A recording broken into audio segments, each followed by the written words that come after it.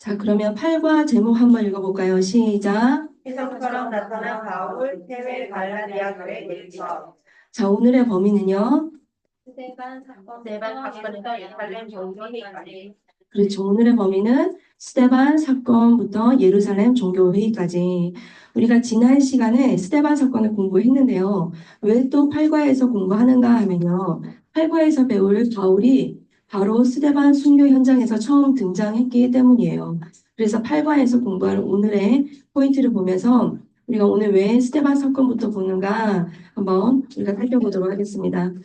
오늘의 포인트 한번 읽어보겠습니다. 자, 첫 번째. 그렇죠. 사도 바울이 언제 등장을 했나요? 그렇죠. 스데반 순교 사건 그때 그 장소에서부터 바울이라는 사람이 등장을 했잖아요.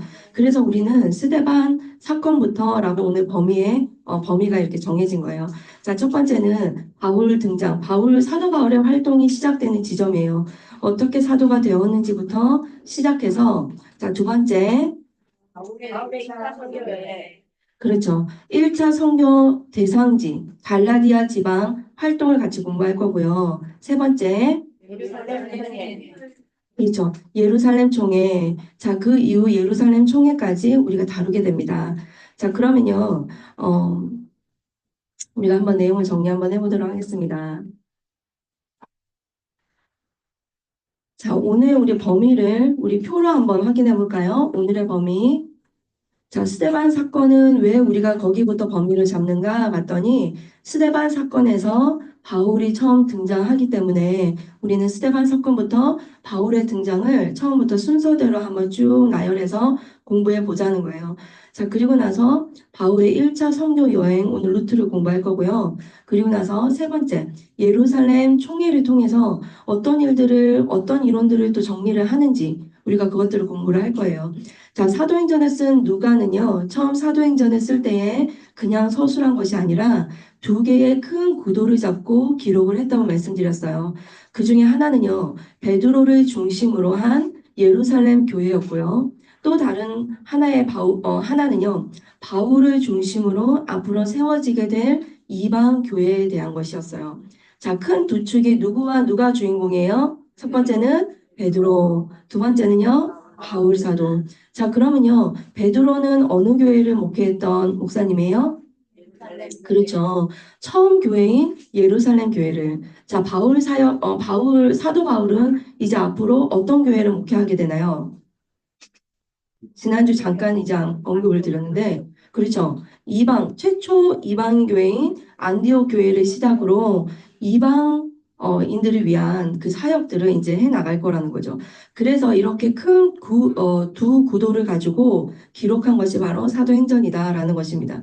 자, 오늘 8과에서 할 공부는요, 사도행전 전체를 볼 때 큰 두 축, 마치 과도기처럼 예루살렘 교회를 포커스를 맞추고 있던 이 사도행전이요, 이방 교회가 세워지는 그 순간으로 그 축을 옮기는 찰나라고 할 수 있다는 거예요. 예루살렘 교회로 인해서 이방 교회가 세워지는데 그 과도기 같은 공부가 바로 8과 공부다라는 것입니다. 자, 오늘의 범위를 그림으로 한번 보시고요. 성경 범위는 사도행전 9장에서 15장까지 범위입니다. 되겠나요? 자, 예루살렘의 교회에서 흩어져 이제는 이방 교회가 세워지는데 그 계기가 무엇인가 하니 바로 지난번에 공부한 스데반 순교였어요. 스데반의 순교는 단순히 그 한 죽음으로 끝나는 것이 아니라 어마어마한 화장이 있었다고 말씀을 드렸죠. 그래서 지난주 마지막 부분을 다시 한번 기억해 보면 스데반의 사건은 몇 파장으로 일어났나요? 그렇죠. 자, 3파장으로 일어났다는 거예요. 그런데 이것이 하나 일어났나요? 아니죠. 동시에 흩어지면서 막 올라가면서 각자가 있는 장소에서 그냥 막 일어난 거예요. 동시다발적으로. 그렇죠. 자, 스데반 순교 이후에 흩어진 사람 중 집사님 한 명 있었죠. 누구죠? 빌립 집사님은요, 사마리아 교회를 개척하게 되었고요. 교회가 세워지자 예루살렘 리더였던 베드로와 요한이 방문을 하게 되었죠. 그렇죠. 그리고 베드로와 요한은 그 후에 순회 전도를 하다가 루따에서 사람을 고쳐주고 또 요빠를 거쳐서 또 요바에서 어떤 환상을 보았나요? 부정한 것과 깨끗한 것, 하나님이 부정한 것 먹으라고 얘기를 했잖아요. 그죠? 맞나요? 네, 보자기 환상을 보았죠. 이방인이나 먹는 더러운 짐승들을 먹으라라는 환상이었어요. 맞나요? 자, 이것으로 기점이 되잖아요. 그죠? 이방 선교에 대한 당위성이 만들어지는 순간이었어요. 자, 그리고 나서 이 베드로는 루다와 요바를 거쳐서 가이사랴에까지 가게 되었는데 거기서 누구를 만나게 되죠? 바로 여러분, 바로 누구를 만났나요? 이방인? 그렇죠. 고넬료를 만났죠. 그래서 특별히 가이사랴에서 만난 그 고넬료 사건은요, 이방 선교의 공식 기점이 되게 됩니다. 그렇죠. 이방인에게 누가 오시나요? 성령님이 임하시잖아요. 그렇죠.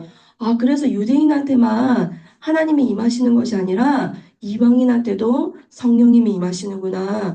이것을 눈으로 확인을 하게 되었다는 거예요. 자, 이것이 바로 첫 번째 파장이었다는 거예요.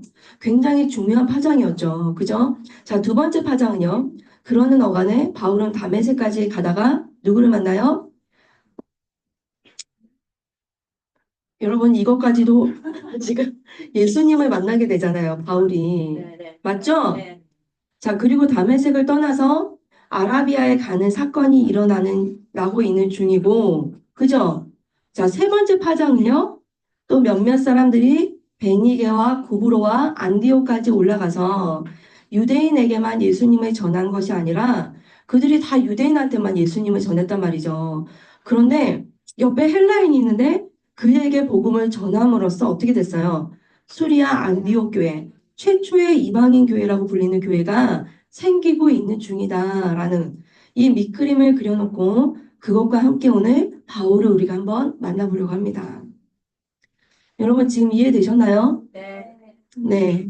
되셨죠? 네. 네, 기억해내셔야 돼요. 자, 지난번 공부는요, 이렇게 베드로 요한을 중심으로 공부를 했다면, 오늘 8과는요, 두 번째 파장과 세 번째 파장, 바울과 수리아 안디옥 교회를 자세히 공부를 해보려고 합니다. 자, 되겠죠? 자, 그러면 우리 반장님 스카치 테이프 한번 읽어주시겠습니다. 우리는 누가가 기록한 사도행전을 공부하고 있습니다. 누가는 사도 바울의 주치의였습니다. 누가가 사도행전을 쓸 때 관점이 있었습니다. 유대인을 대상으로 예수 사건이 전해지는 경로와 그 이후 이방인에게 예수 사건이 전해지는 경로, 두 경로를 축으로 보는 것입니다.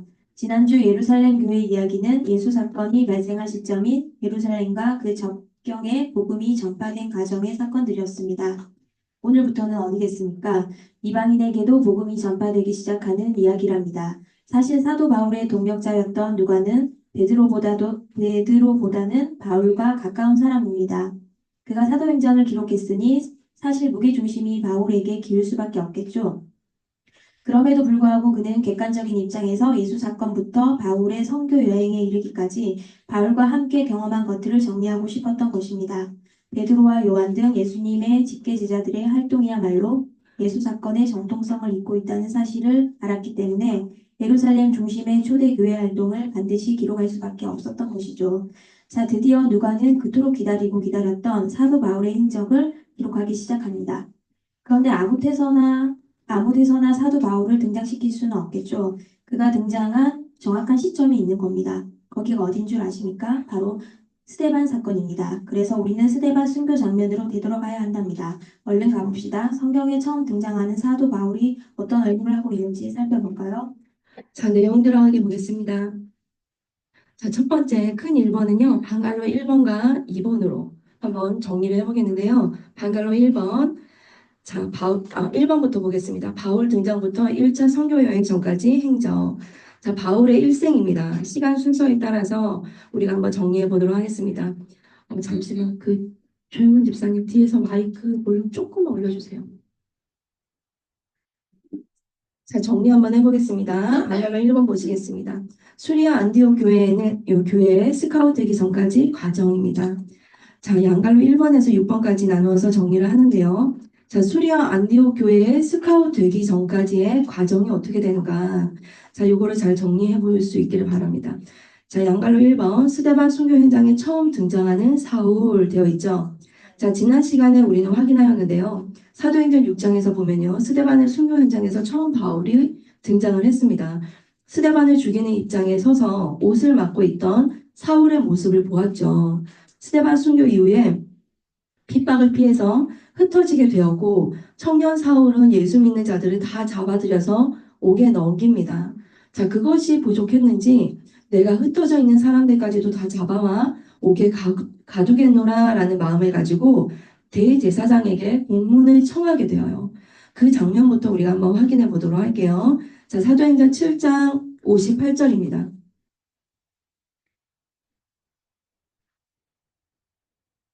자, 7장 58절. 성 밖으로 내치고 돌로 칠세 증인들이 옷을 벗어 사울이라 하는 청년의 발 앞에 두니라. 자, 스데반 순교할 때 사울이 증인들의 그 옷을 맡고 있었던 점을 보아서 스데반을 처형하는 그 주동자 가운데 한 사람으로 보이죠. 자, 리보디노 회당 교인들이 이렇게 많이 있는 것 같아 보입니다. 자, 8장 3절 한번 볼까요? 자, 사울이 교회를 잔멸할세 각 집에 들어가 남녀를 끌어다가 옥에 넘기니라. 자, 그러면서 여기에 보니까 그러면서 9장 1절 한번 볼까요? 9장 1절. 자, 사울이 주의 제자들에 대하여 여전히 위협과 살기가 등등하여 대제사장에게 가서 다메섹 여러 회당에 가져갈 공문을 청하니 이는 만일 그 도를 따르는 사람을 만나면 남녀를 막론하고 결박하여 예루살렘으로 잡아오려 함이라. 자, 공식적인 공문까지 청해서 그걸 들고 가서 공식적으로 그들을 다 잡아들이겠다는 그런 마음이었던 거예요. 자, 청년 사울의 살기가 가득한 얼굴이 보이십니까? 내가 이 문서를 준비해서라도 모두 잡아 옥에 가두리라 라는 마음이었던 거죠. 이때 사울을 봐도 얼마 전 사도들도 죽이려고 했던 그 대제사장들과 종교 지도자들과 그 일당들의 모습이 바로 사울과 같은 모습이었다는 것을 우리는 짐작할 수 있습니다. 이런 사울이요, 다메섹 도상에서 예수님을 만나게 되어요. 그들을 잡으려고 올라가고 있는 참에 그들은 예수님을 만나게 되죠. 자, 3절 볼까요? 사울이 길을 가다가 다메섹이 가까이 이르더니 호련히 하늘로부터 빛이 그를 둘러 비추는지라 땅에 엎드려져 들음에 소리가 있어 이르시되 사울아 사울아 네가 어찌하여 나를 박해하느냐 하시거늘 대답하여 주여 누구시나이까 이르시되 나는 네가 박해하는 예수다. 이런 일이 일어나는 거예요. 사울이요 그냥 예수를 믿는 사람들을 막 박해하면서 이렇게 살아가는데 어찌하여 네가 나를 박해하느냐 이렇게 말씀하시죠. 자, 그러면서 밝히십니다. 나는 네가 박해하는 예수다. 자, 6절 너는 일어나서 시내로 들어가라. 네가 행할 것을 내게 이를 자가 있느니라 하시니 같이 가던 사람들은 소리만 듣고 아무것도 보지 못하여 말을 못하고 서 있더라. 다른 사람들도 이 소리를 들은 거예요. 그죠? 사울이 땅에서 일어난 눈을 떴으나 아무것도 보지 못하고 사람의 손에 끌려서 다메섹으로 들어가니 누군가가 이제 사람들의 손에 끌려서 가는 거 보니까 누군가가 듣고 같이 사울을 끌고 앞을 못 보고 있으니까 끌고 들어갔던 거예요. 9절 사울 또한 보지 못하고 먹지도 마시지도 아니하니라. 그때에 다메섹에 아나니아라 하는 제자가 있더니 주께서 환상 중에 불러 이르시되 아나니아야 하시거늘 대답하여 주여 내가 여기 있나이다 하니 아나니아라는 제자가 있었어요. 사울에게 말씀하시는 동시에 하나님은 아나니아에게도 일하고 계셨다는 거예요. 11절 주께서 이르시되 일어나 직가라 하는 거리로 가서 유다의 집에서 다섯 사람 사울이라 하는 사람을 찾으라. 그가 기도하는 중이니라. 그가 아나니아라 하는 사람이 들어와서 자기에게 안수하여 다시 보게 하는 것을 보았느니라 하시거늘 아나니아가 대답하되 주여 이 사람에 대하여 내가 여러 사람에게 듣사온즉 제가요 이 사람에 대해서 들었는데요. 그러면서 예수님께 말하는 거예요. 그가 예루살렘에서 주의 성도에게 적지 않은 해를 끼쳤다 하더니 이렇게 말씀을 드린 거예요. 사울이 어떤 사람인지 지금 아나니아가 알고 있다는 거죠. 14절 여기서도 주의 이름을 부르는 모든 사람을 결박할 권한을 대제사장들에게 받았나이다 하거늘 그가요 여기서도요 사람들을 결박할 그 권한을 가지고 오고 있대요. 라고 지금 얘기하는 거예요. 주님께서 이렇게 말씀하십니다. 가라 이 사람은 내 이름을 이방인과 임금들과 이스라엘 자손에게 전하기 위하여 택한 뭐라고요? 나의 그릇이다. 이렇게 말씀하신 거예요. 그가 내 이름을 위하여 얼마나 고난을 받아야 할 것을 내가 그에게 보이리라 하시니 이렇게 말씀하시는 거예요. 아나니아가 이렇게 말씀하시니 순종하겠어요? 안 하겠어요? 순종하죠. 그런데 얼마나 어려웠겠어요. 자기들이 핍박한 사람이었으니까. 아나니아는 주님의 제자이고 사울은 여기까지 예수 믿는 자들이 죽이려고 온 사람이니까 얼마나 또 그를 보는 게 이게 쉽지가 않았겠어요. 그런데 그는 순종하여 가죠. 합법적인 공문까지 받아서 온 그였지만 그렇지만 아나니아가 주의 말씀에 순종하여 사울을 만나러 갑니다. 17절 아나니아가 떠나 그 집에 들어가서 그에게 안수하여 이르되 형제 사울아 주곧 네가 오는 길에서 나타나셨던 예수께서 나를 보내어 너로 다시 보게 하시고 성령으로 충만하게 하신다 하니 즉시 사울의 눈에서 비늘 같은 것이 벗어져 다시 보게 된지라 일어나 세례를 받고 음식을 먹음에 강건하여지니라. 이렇게 기록하고 있어요. 이들을 죽이려 온 사울이 제자들과 교제를 하고 있는 거죠. 그리고 나서 사울이 한 일이 무엇이었냐면요. 즉시로 20절 보실까요? 즉시로 어떻게 했나요? 각 회당에서 예수가 하나님의 아들이심을 전파하니 여러분 예수의 영인 성령이 우리 가운데 오면 우리가 성령이 내 속에서 증거하기 때문에 내가 믿게 된다는 거예요. 그죠? 자, 그러면 내가 말을 안 할 수가 없는 거예요. 그 사실을 마치 본 것처럼 믿어지기 때문에 말을 안 할 수가 없는 거죠. 자, 사울이요. 즉시로 잡아 죽이려고 공문까지 들고 와서 이렇게 소문이 파다한데 그가 예수를 만나고 즉시로 회당에 가서 유대인들에게 갖는 거예요. 21절. 듣는 사람이 다 놀라 말하되 이 사람이 예루살렘에서 이 이름을 부르는 사람을 이 이름 뭐죠? 예수의 이름을 부르는 사람을 멸하려고 하던 자가 아니냐. 여기 온 것도 그들을 결박하여 대제사장들에게 끌고 가고자 함이 아니냐 하더라. 이 사람이 이렇게 온 것이 예수 믿는 자 다 끌고 가려고 하는 거 아니야? 이렇게. 이 사람들이 너무나도 놀란 거예요. 그죠? 근데 이 사람, 예수님을 전하는 사람 죽이려고 한 사람인데, 오히려 열정적으로 예수를 전하니 놀랄 수밖에요. 자, 회심 직후에 다메섹 회당에서 예수님을 전하게 됐다는 거예요. 그러니까 모두가 다 당황을 했어요. 자, 사명받아서 즉시로 이방 땅으로 땅에서 이렇게 예수를 전했다는 거죠. 22절. 사울은 힘을 더 얻어서 예수를 그리스도라 증언하여 다메섹에 사는 유대인들을 당혹하게 하니라. 당혹할 만하죠? 하나님이 기적적으로 놀랍도록 회심시키는 모습을 우리는 보았어요. 당혹한 이들은요, 당혹한 채 그냥 있지 않았어요. 그들이 잘하는 건 뭐죠? 그죠? 이제 죽여야죠. 23절. 여러 날이 지남에 유대인들이 사울을 죽이기를 공모하더니 자, 유대인의 핍박 때문에 어떻게 됐을까요? 사울은.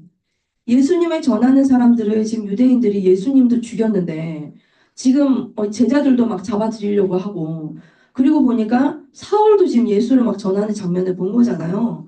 자, 그러니까요. 안 되겠다. 사울도 죽이기로 공모를 하게 되는 거예요.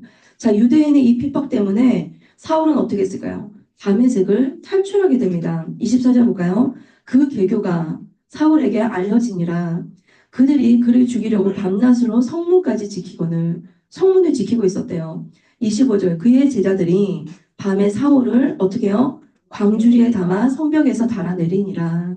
자, 이때 이런 일이 있었다는 거예요. 여러분 광주리에 달아내리는 거 이야기 아시잖아요. 그죠? 자, 이 길로 다메섹을 떠난 사울은요. 아라비아로 갔음을 우리는 알고 있습니다.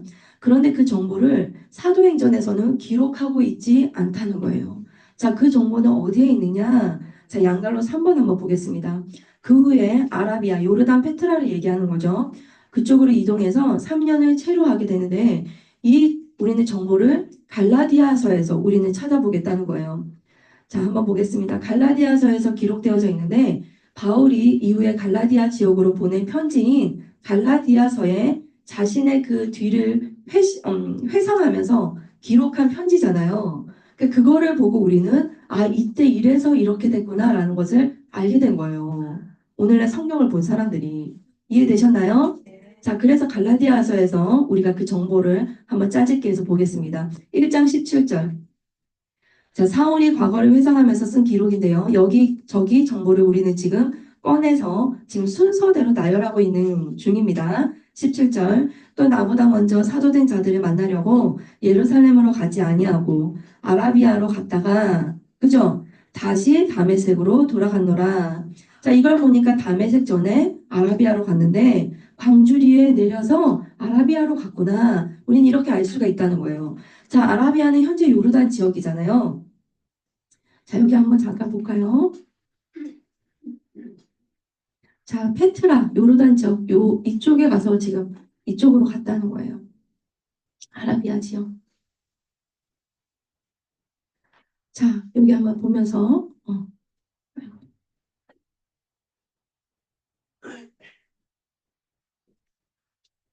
자, 우리는 이거를 보면서, 어,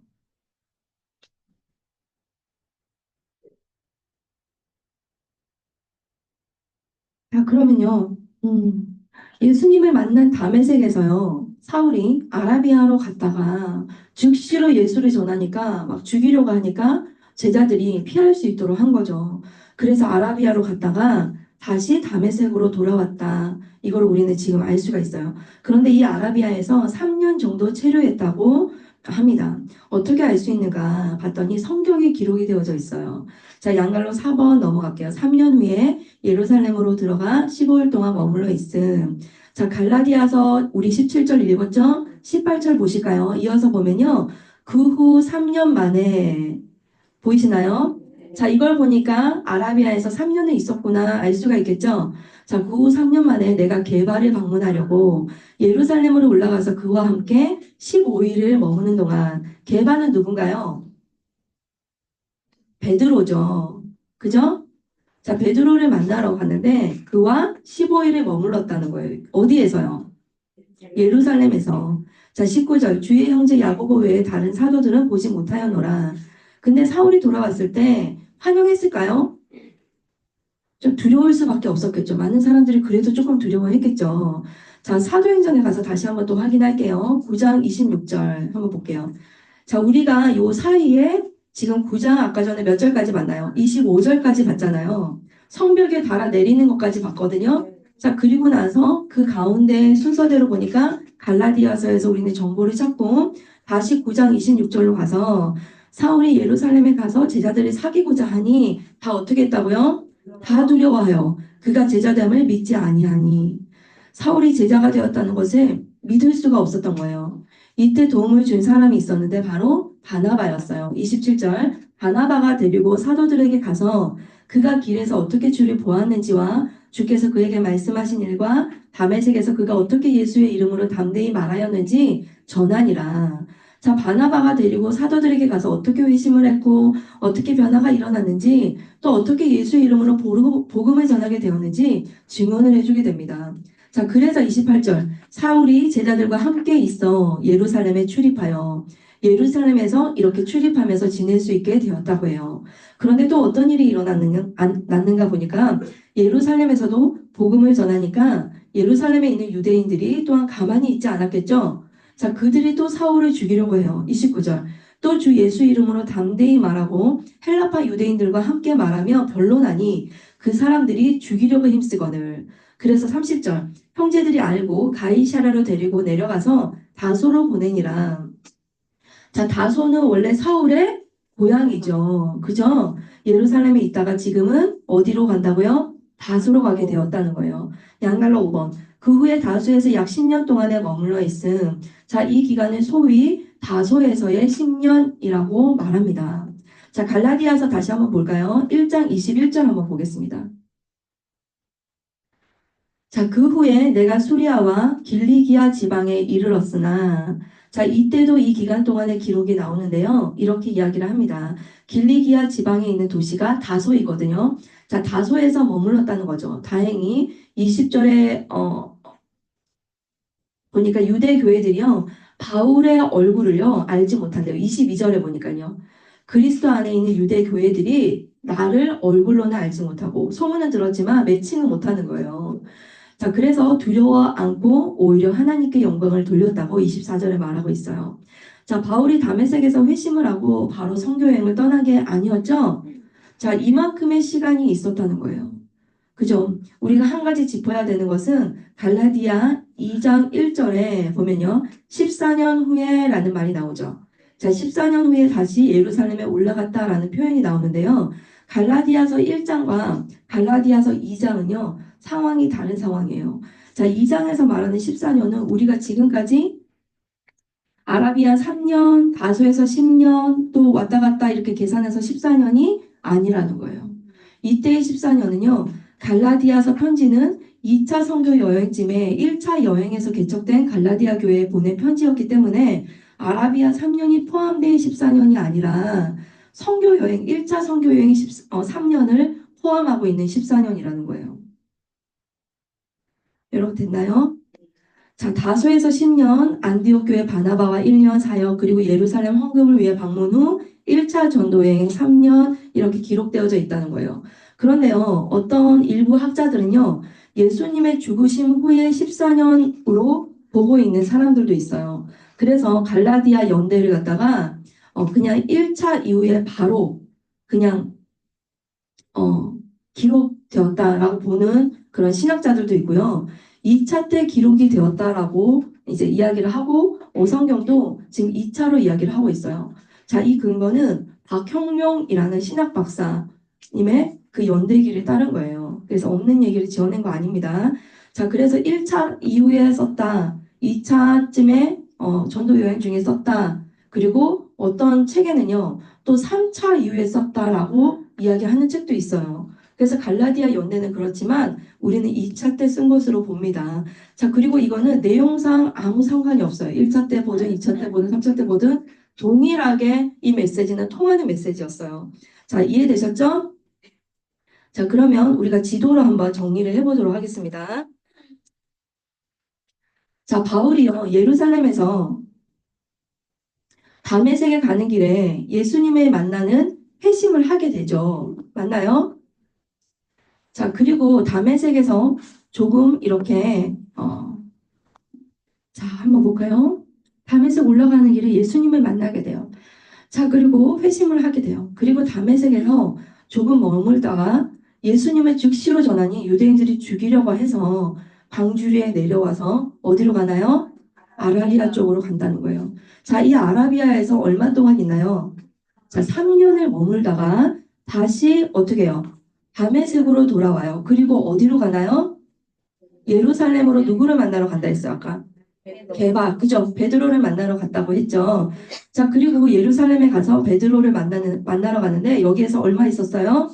15일이라고 성경은 기록하고 있죠. 자, 15일을 있었고 또 사람들이 죽이려고 하자. 어떻게 해요? 제자들이 가이사랴로 데려갔다가 그래서 이 바울이 가이사랴로 거쳐서 어디로 갔다고요? 그렇죠. 길리기아 지방으로 갔다, 다소로 갔다라고 얘기하고 있어요. 자, 다소에서는 얼마 동안 머물렀나요? 그렇죠. 다소에서의 10년이라는 말이 있거든요. 자, 10년 기간을 머물러 있었다. 자, 이곳에서 그냥 있었을까요? 아니죠. 사람들이 바울의 얼굴은 알지 못했다고 했잖아요. 자, 그러니까 말씀을 전하고 복음을 전하고 이렇게 지냈겠죠. 그리고 하나님 그리고 예수님 이런 신론들을 많이 정리를 했을 것 같아요. 자, 이렇게 짐작해 볼 수 있다는 거예요.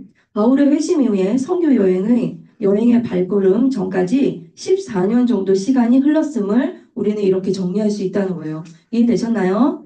자, 그리고 나서 한 번 더 볼게요. 수리아 안디옥 교회 최초의 이방인 교회로 가서 이제 사역을 하게 되죠.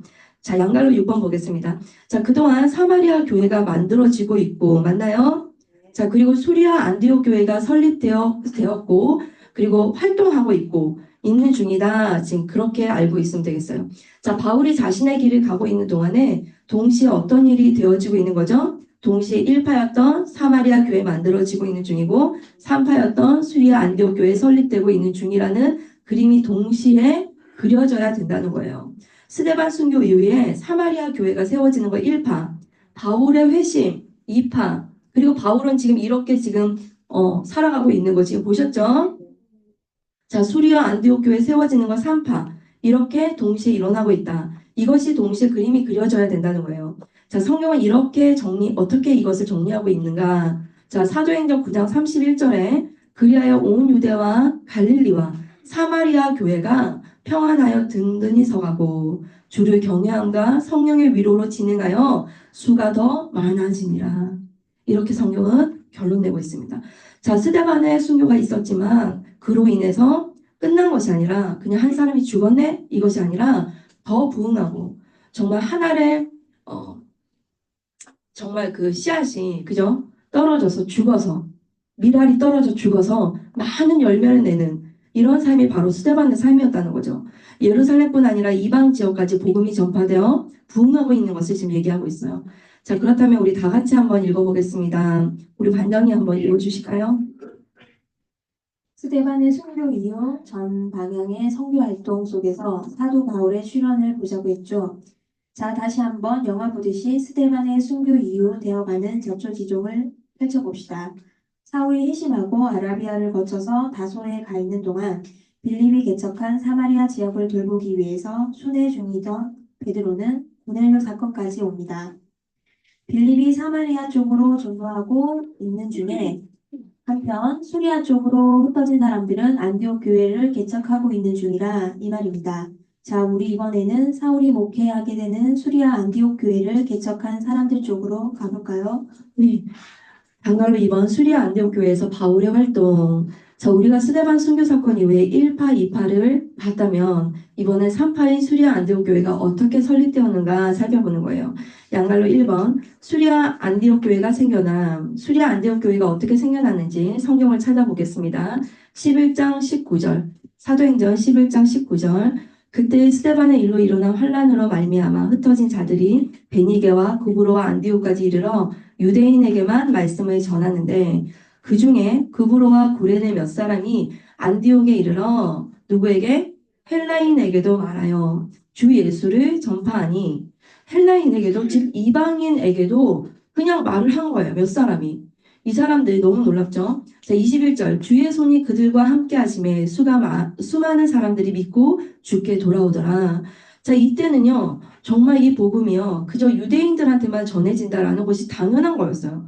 그래서 어느 누구도 이방인한테 전한다는 것을 생각을 못하고 있었던 때에 어느 몇 사람이 헬라인에게도 예수님이 주시라는 것을 우리를 위해서 십자가에 죽으시고 부활하셨다 이 사실을 전하게 된 거예요. 그런데 놀랍게도 그들이 믿고 주님께 돌아오는 역사들이 이렇게 일어났다는 거예요. 자, 그러면요. 설립 멤버가 누구일까? 스데반의 순교 이후에 박해로 흩어진 구브로 구레네 사람들이라는 거죠. 자, 빌립은 사마리아로 가 있다. 자, 그런데 이들은 사마리아를 거쳐 지나 더 위에 페니키아, 베니게, 키브로스, 구브로, 안디옥으로 올라간 사람이었어요.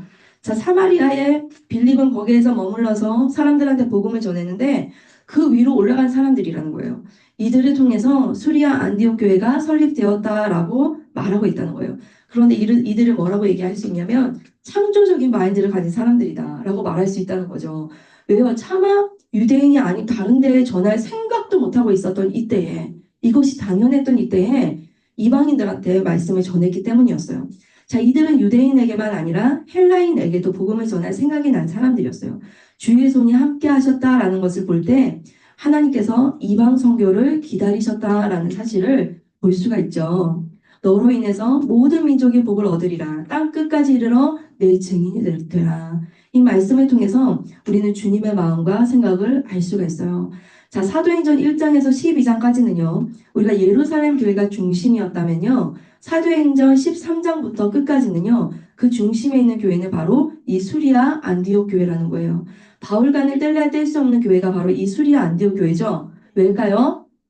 바울의 1, 2, 3차를 선교여행을 파송해준 교회가 바로 수리아 안디옥 교회였기 때문이에요. 자, 후원하고 서포터 해주고 다 지원해주는 베이스 캠프 같은 교회. 그래서 수리아 안디옥 교회를 공부하는 것이 중요하다는 거예요. 예루살렘 교회는 따로 안디옥 교회 따로가 아니라 예루살렘 교회의 활동과 이방 교회가 세워져 가는 과정이 서로 맞물려 있다는 연결선상에서 보면 좋겠다는 거예요. 안디옥의 교회가 생기자 이젠 본부에서 사람을 보낼까요? 안 보낼까요? 보내겠죠. 자, 지난번 사마리아의 교회가 생기자 본부 교회인 예루살렘 교회에서 누구를 보냈나요? 베드로와 요한을 보내게 되죠. 그죠? 자, 양갈로 2번 넘어갈게요. 다른 지역에 교회가 생기면 예루살렘 모 교회가 뜬다. 자, 안디옥 교회에서는 누구를 보내주었을까? 우리가 성경을 확인해 보겠습니다. 11장 22절. 자, 예루살렘 교회가 이 사람들의 소문을 듣고 누구를 보냈어요? 바나바를 안디옥까지 보내니. 자, 무슨 소문이에요? 수리아에도 교회가 생겼대. 라는 그 소문이었겠죠? 네. 예루살렘 교회는 이 보고를 받고 바나바를 파송하게 됩니다. 자, 14절.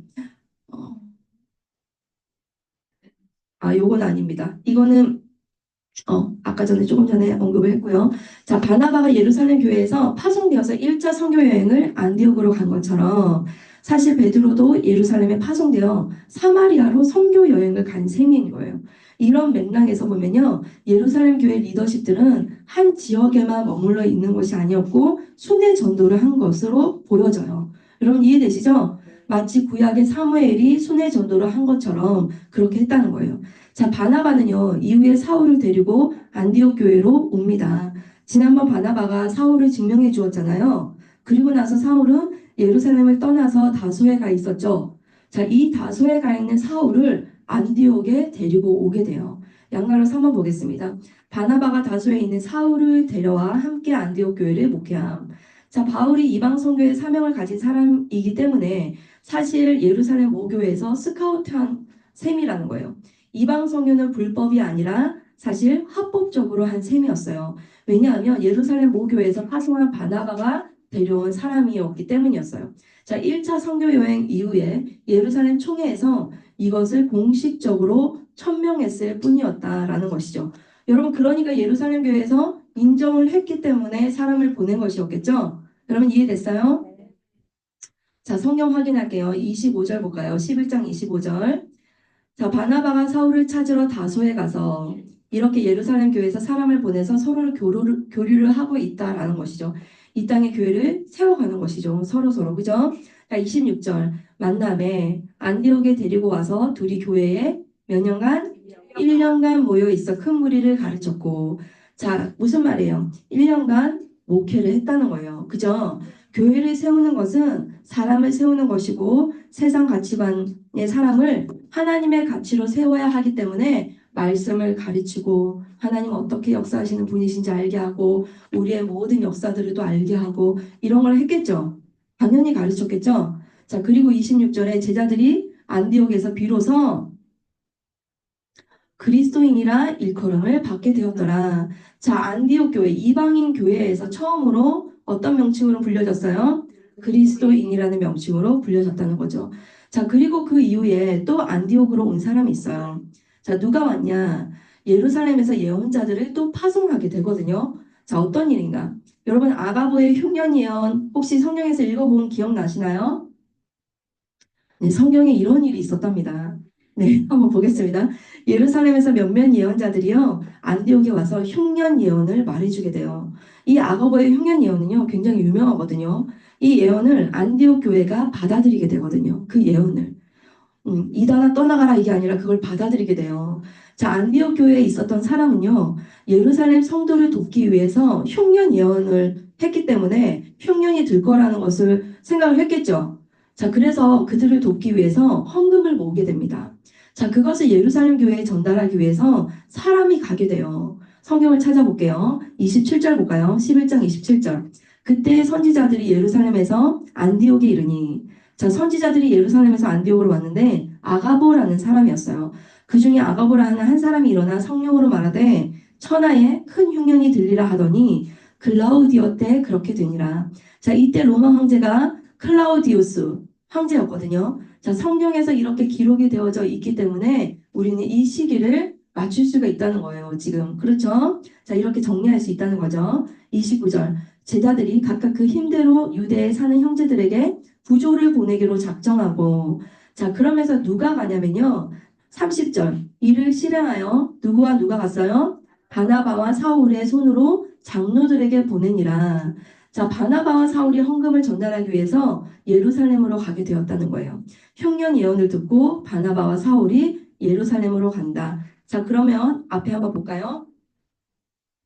자 지도로 확인해 보겠습니다. 지금 바나바와 사울은 어디에 있어요? 소리아 안디옥 교회에 있죠. 그런데 아가보의 흉년 예언을 듣고 그들을 도우려고 헌금을 들고 어디로 가요? 지금 예루살렘으로 갔다는 거예요. 자, 됐죠? 자, 그러면요, 양갈로 4번 보겠습니다. 예루살렘 교회에 헌금을 전달하러 간 동안에 예루살렘에서 일어난 일이 있었어요. 자, 이거 반장님 한번 읽어주시겠습니다. 바나바와 바울이 수리아 안디옥 교회의 목회자로 있으면서 헌금을 거뒀습니다. 그러고는 그 선물을 들고 예루살렘을 향해 가고 있네요. 우리도 같이 가봅시다. 지도가 머리에 떠올라야 합니다. 사도행전은 말 그대로 기행문이랍니다. 그래서 여행 경로가 훤히 보여야 합니다. 자, 이제부터 예루살렘에 서 있는 겁니다. 예수 믿는 일은 공부하는 일이다. 아하자. 자, 바나바와 사울이요 예루살렘에 헌금을 전달하러 왔어요. 그런데 사도들에게 그 예루살렘에 어려움이 닥친 거예요. 이때 예루살렘은 어떤 상황이었는가 봤더니요. 사도행전 12장 1절 보겠습니다. 자, 그때 헤롯 왕이 손을 들어 교회 중에서 몇 사람을 해하려 하여 이 유대 왕 헤롯이요. 자, 2절 요한의 형제 야고보를 칼로 죽이니 야고보가 누구예요? 지금 세베대의 아들들인 야고보와 요한 형제잖아요. 그죠? 그 야고보인 거예요. 자, 기억나시죠? 네. 우편에 좌편에 치맛바람 기억나시죠? 네. 자, 이 세베대의 한 아들이요. 야고보가 예수님의 제자 중에 첫 번째 순교자가 됩니다. 자, 그리고 다른 아들인 사도 요한은 가장 늦게까지 살면서 성경의 책 요한계시록까지 쓰게 되잖아요. 그런데 이 중에 형제는 이렇게 첫 번째로 죽게 돼요. 자, 야고보의 순교와 베드로의 투호. 자, 이 야고보를 누가 죽였나요? 성경에서 지금 헤롯이라고 되어져 있죠. 그런데 이 사람은 헤롯 아그리파 1세라는 거예요. 우리 그때 배운 거 기억나시죠? 자, 사도행전 12장에만 등장하는 사람이에요. 자, 분봉왕 헤롯 안티파스가 세례 요한을 죽였고요. 예수님의 승천 이후에 사도행전부터는 다른 헤롯 왕들이 나타나는데 그가 바로 헤롯 아그리파 1세라는 거예요. 자, 정치적으로 인기를 얻기 위해서 야고보를 칼로 참수했어요. 이가 야고보를 죽이자 유대인들이 굉장히 기뻐했던 것 같아요. 그래서 그들의 환심을 사기 위해서 베드로까지 투옥하게 됩니다. 자, 12장 3절을 볼까요? 유대인들이 이 일을 기뻐하는 것을 보고 2절에서 죽였다고 했잖아요. 그런데 3절에 유대인들이 이 일을 기뻐했대요. 이것을 보고 더 어떻게 했어요? 베드로도 잡으러 할세. 때는 무교절 기간이라 잡음에 베드로를 잡았는 거죠. 그죠? 옥에 가두어 군인 내식인 네페에게 맡겨 지키고 6월절 후에 백성들 앞에 끌어내고자 하더라. 이에 베드로는 옥에 갇혔고 교회는 그를 위하여 간절히 하나님께 기도하더라. 자, 어려움이 닥치자 교회가 기도로 대응합니다. 어떤 기적이 일어났냐면요. 6절 헤롯이 잡아내려고 하는 그 전날 밤에 베드로가 두 군인 틈에서 두 쇠사슬에 매어 누워 자는데 파수꾼들이 문 밖에서 옥을 지키더니 호련히 주의 사자가 나타나매 옥중에 광채가 빛나며 또 베드로의 옆구리를 쳐 깨워 이르되 급히 일어나라 하니 쇠사슬이 그 손에서 벗어지더라. 천사가 이르되 띠를 띠고 신을 신으라 하거늘 베드로가 그대로 하니 천사가 또 이르되 겉옷을 입고 따라오라 한데 베드로가 나와서 따라갈세 천사가 하는 것이 생시인 줄 알지 못하고 환상을 보는가 하니라. 따라가긴 하는데 그냥 꿈인가 환상인가 무슨 일인가 하면서 갔다는 거예요. 자, 10절 이에 첫째와 둘째 파수를 지나 시내로 통한 쇠문에 이르니 문이 어떻게 됐어요? 저절로 열리는지라 나와서 한 거리를 지나매 천사가 곧 떠나더라. 천사가 인도해주고 떠난 거예요. 11절 이에 베드로가 정신이 들어 이르되 내가 이제야 참으로 주께서 그의 천사를 보내어 나를 헤롯의 손과 유대 백성의 모든 길에서 벗어나게 하신 줄 알겠노라 하여 깨닫고 이 베드로가 어디로 가냐 12절 깨닫고 마가라 하는 요한의 어머니 마리아의 집에 가니 여러 사람이 거기 모여서 뭐하고 있었어요? 기도하고 있었던 거예요. 자, 그곳으로 찾아갑니다. 13절 베드로가 대문을 두드린데 로데라 하는 여자아이가 영접하러 나왔다가 베드로의 음성인 줄 알고 기뻐하여 문을 미처 열지 못하고 그냥 막 달려 들어간 거예요. 들어가서 말하되 베드로가 대문 밖에 섰더라 하니 그 기도하는 사람들한테 베드로가 왔어요 이렇게 얘기를 한 거예요. 그러니까 그들이 말하되 네가 미쳤다 하나 여자아이는 힘써 말하되 참말이라 하니 그들이 말하되 그러면 그의 천사라 하더라. 베드로가 이들이 생각에는 어디에 있어야 되는 거예요? 지금 옥에 갇혀서 있는 거잖아요. 그러니까 그러면 베드로 천사가 왔다 이렇게 얘기한 거죠. 16절 베드로가 문드리기를 그치지 아니하니 그들이 문을 열어 베드로를 보고 놀라는지라. 베드로가 그들에게 손짓하여 조용하게 하고 주께서 자기를 이끌어 옥에서 나오게 하던 일을 말하고 또 야고보 그쵸? 알페오의 아들 야고보예요. 자, 야고보와 형제들에게 이 말을 전하라 하고 떠나 다른 곳으로 가니라. 자, 베드로 스스로도 천사가 도와서 탈옥한 경험은 아주 특별한 경험이었겠죠. 자, 야고보를 죽인 이 헤롯은요, 이후에 가이사로 돌아갔다고 성경은 기록하고 있어요. 우리가 한번 봐야 되겠습니다. 자, 19절 보겠습니다.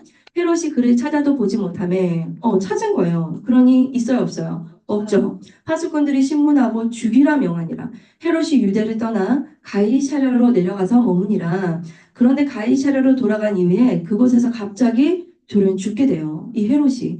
자, 내용을 한번 보겠습니다. 20절. 헤롯이 두루와 시돈 사람들을 대단히 노여워하니 그들의 지방이 왕국에서 나는 양식을 먹는 까닭에 한 마음으로 그에게 나와 왕의 침소 맡은 신하 블라스도를 설득하여 화목하기를 청한지라. 자, 헤롯이요. 어떤 상황 속에서 죽었는지 지금 성경은 설명하고 있어요. 헤롯은 두루와 시돈 지역에 쌀 공급을 하고 있었는데요. 어느 날 그 지역을 굉장히 못마땅하게 생각하게 돼요. 그들이 밉보인 거예요. 그러자 화가 난 헤롯이요. 그 지역에 공급했던 쌀을 끊어버립니다. 자, 그러니 그 지역 사람들이요. 어떻게 되겠어요? 큰일 났잖아요. 그러니 헤롯에게 잘 보여야 되겠죠? 그래야지 쌀 공급을 받아야 되니까요. 그래서 중간 역할을 할 사람을 찾는 거예요. 그 사람이 누구예요? 헤롯 왕의 침소 맡은 자 블라스도를 설득해서 이 일을 해결하게 해주세요. 이렇게 얘기를 하는 거예요. 도와달라고 한 거였어요. 자, 이렇게 로비를 해서요. 헤롯과 평화조약 체결, 화해의 날을 받아낸 거였어요. 드디어 그날이 왔어요. 21절. 자, 20절에서 21절은 한 절인데 참 많은 이야기가 숨어 있죠. 자, 21절이 됐는데 자, 헤롯이 나를 택하여 왕복을 입고 나를 택해서 왕복을 입고 단상에 앉아 백성들에게 연설하니 자, 평화 조약이 체결된 날이었죠. 가이사랴에 방문해서 헤롯이 연설을 했던 거예요. 그때 백성들이요. 이때다 아첨을 하게 됩니다. 22절. 백성들이 크게 부르되 이것은 신의 소리요. 사람의 소리가 아니라 하거늘. 너무 심했죠. 아첨이요. 자, 열광적으로 반응을 해주는데 이거는 사람의 소리가 아니야. 신의 소리야 하면서 막 아첨을 하게 돼요. 자, 23절. 헤롯이요. 그 영광을 하나님께로 돌리지 아니하므로 주의 사자가 고치니 벌레에게 먹혀 죽으니라. 여러분, 이런 일이 있고 5일 후에 헤롯은 벌레에 먹혀 죽었다고 기록하고 있어요. 이 기록이 바로 역사 기록자인 요세푸스의 기록이 되어져 있습니다. 실제 사건으로 기록이 되어져 있어요. 자, 이때 헤롯 아그리파 1세는요, 로마 황제 클라우디우스와 친분 관계로 분봉왕들이 다스렸던 그 땅들이 있었잖아요. 그것을 다 통합해 버리고 자기가 전부를 통치하는 그런 세력을 얻었거든요. 그런 사람이었다는 거예요. 자, 이 사람은 로마 황제 클라우디우스와 함께 교육을 받았던 사람이에요. 어릴 때부터 교육을 함께 받았던 거예요. 이런 친분 관계로 AD 41년에 대헤롯이 다스렸던 땅 전부를 통치하는 세력을 얻게 됩니다. 과거 분봉왕들을 제거하고 통일해 버린 거예요. 이렇게 세력이 대단하고 친분이 있더라도요. 하나님이 생명을 치시면 그냥 가야 되는 거예요. 그죠? 자, 성경은요. 뭐라고 얘기해요? 그의 교만함 때문에 결국 하나님의 진노로 죽었다고 이렇게 기록을 하고 있다는 거예요. 누가는 그렇게 해석을 하고 있다는 거예요. 자, 하루아침에 충에 먹혀서 내장이 썩어 들어가서 죽었다고 이야기를 하고 있습니다. 자, 그렇다면요. 헤롯 아그리파 1세의 사망 이후에 나오는 헤롯은요. 이 헤롯의 아들 아그리파 2세구나라고 알 수가 있겠죠? 자, 이렇게 알면 되겠어요. 자, 이 아그리파 2세가요. 거의 AD 100년까지 유대를 통치하게 되거든요. 아그리파 2세가 끝으로 헤롯 가문도 유대 역사에서 사라지게 된다는 거예요. 여러분 지금 이해되시죠? 네? 네. 누가의 관점은 이 두 사건을 대조하고 되게 말하고 있다는 거예요. 베드로를 기적적으로 살릴 때도 주의 천사가 쳤다라고 표현을 하고 있고요. 헤롯을 기적적으로 죽일 때도 주의 천사가 쳤다라고 표현을 하고 있다는 거예요. 하나님이 하셨다라는 누가의 관점이라는 거죠. 우리가 보았을 때는 그냥 사람이 상황이 되어서 그때 죽을 때가 됐는가 보다. 혹은 어떻게 그랬나 보다. 이렇게 우리는 볼 수 있겠지만 이것은 정확하게 이 모든 상황을 주관하시는 하나님께서 하셨다라는 거죠.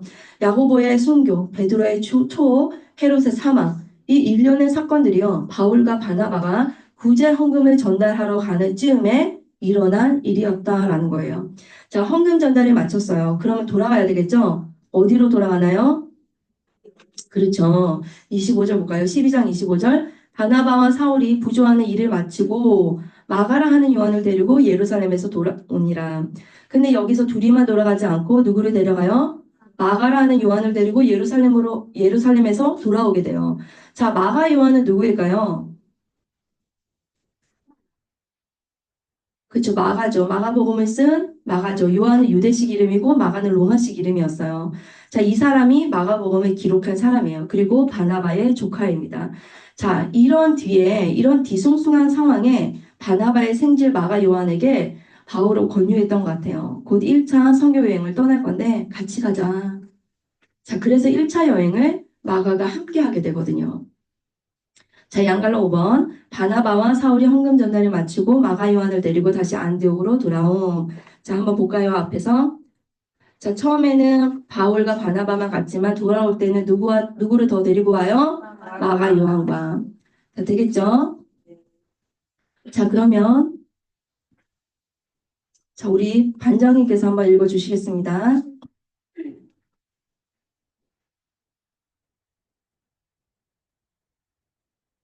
헌금을 전달하러 예루살렘에 가 있는 동안 굵직굵직한 사건들이 일어났네요. 하나는 오른쪽에 하나는 왼쪽에 하던 이세스 세베대의 아들 야고보가 이렇게 일찍이 순교를 했네요. 순교의 피는 죽지 않습니다. 사람들은 대부분 병들어 죽거나 사고로 죽는 수동적인 죽음을 맞이하는데 야고보는 주를 위해 적극적으로 목숨을 내어놓는 순교를 합니다. 당시 많은 그리스도인 형제들에게 감동과 자극을 주었을 것입니다. 분당 S교회 케이스를 보십시오. 그 이후 얼마나 더 힘있게 선교를 하고 있는지. 자, 야고보를 죽였던 헤롯 아그리빠도 충에 먹혀 죽습니다. 묘한 대조를 이루는 두 죽음을 경험하고 사울과 바나바는 예루살렘을 떠납니다. 그런데 한 사람이 더 동행하네요. 바나바의 조카 마가 요한입니다. 마가가 수리아 안디옥으로 가고 있어요. 이 세 사람 눈여겨봅시다. 왜냐고요? 바나바, 사울, 마가 요한 이 세 사람이 곧 1차 전도 여행을 함께하는 멤버이기 때문이랍니다. 자, 이제부터 바울의 선교 여행이 시작이 되는데요. 성경으로는 사도행전 13장, 14장의 내용이고요. 시기적으로는 AD 48년에서 50년이라고 알려져 있습니다. 우리가 선교 여행을 따라가야 하는데 재미있게 따라가려면요. 지도를 공부해야 돼요. 우리도 한 곳 한 곳 밟아본다고 생각하면서 어떤 지역인가 먼저 살펴보려고 합니다. 우리가 예수님의 행적에서도 유대냐 갈릴리냐 이것이 엄청 중요했잖아요. 그것처럼 큰 개념, 작은 개념을 좀 공부하고 지나가 보도록 하겠습니다. 자, 2번 넘어가는데요. 우리가 지도까지만 보고 잠시 쉬도록 할게요. 자, 2번 바울의 1차 선교 여행. 다 같이 함께 읽어봅시다. 우리 반장님 한번 읽어주세요. 자, 드디어 1차 선교 여행이 시작됩니다. 짜자잔, 시뮬레이션, 경험 이런 단어가 우리가 공부하는데 매우 중요한 코드라고 했던 거 기억나시죠? 이제부터 여행을 같이 가야 합니다. 짐을 챙기셔야 합니다. 우리가 열심히 일하고 수고하며 돈 벌다가도 때때로 여행을 하지 않습니까?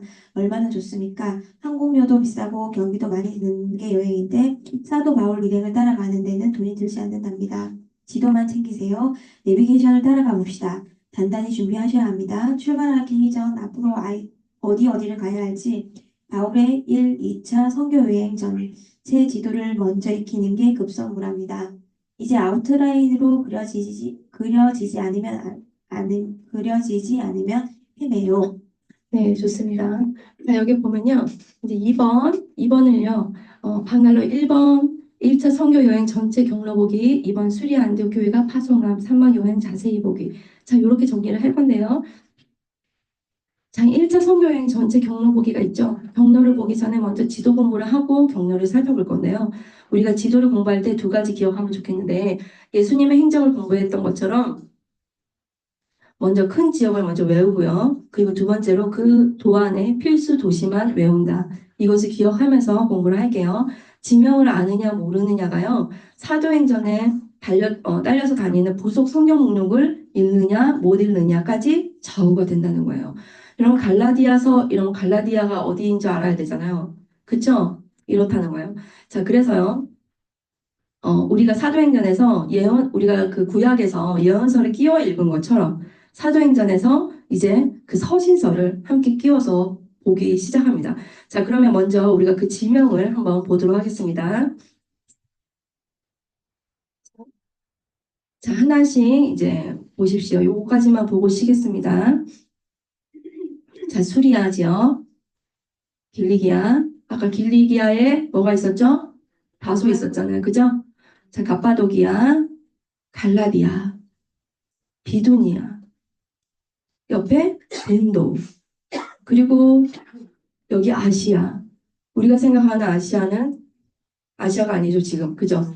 저기 아시아, 그리고 부르기아, 그 경계선에 있고요. 부르기아, 그리고 루기아, 여기 밑에가 루기아, 밤빌리아, 여기 마게도냐, 아래쪽이 아가야.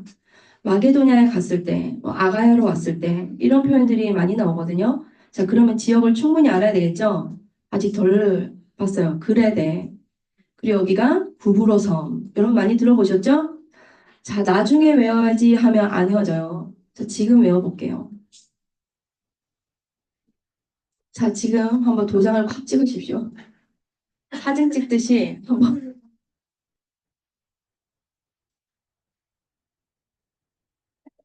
자, 이것이 큰 지역이다. 큰 지역이다. 이렇게 볼게요.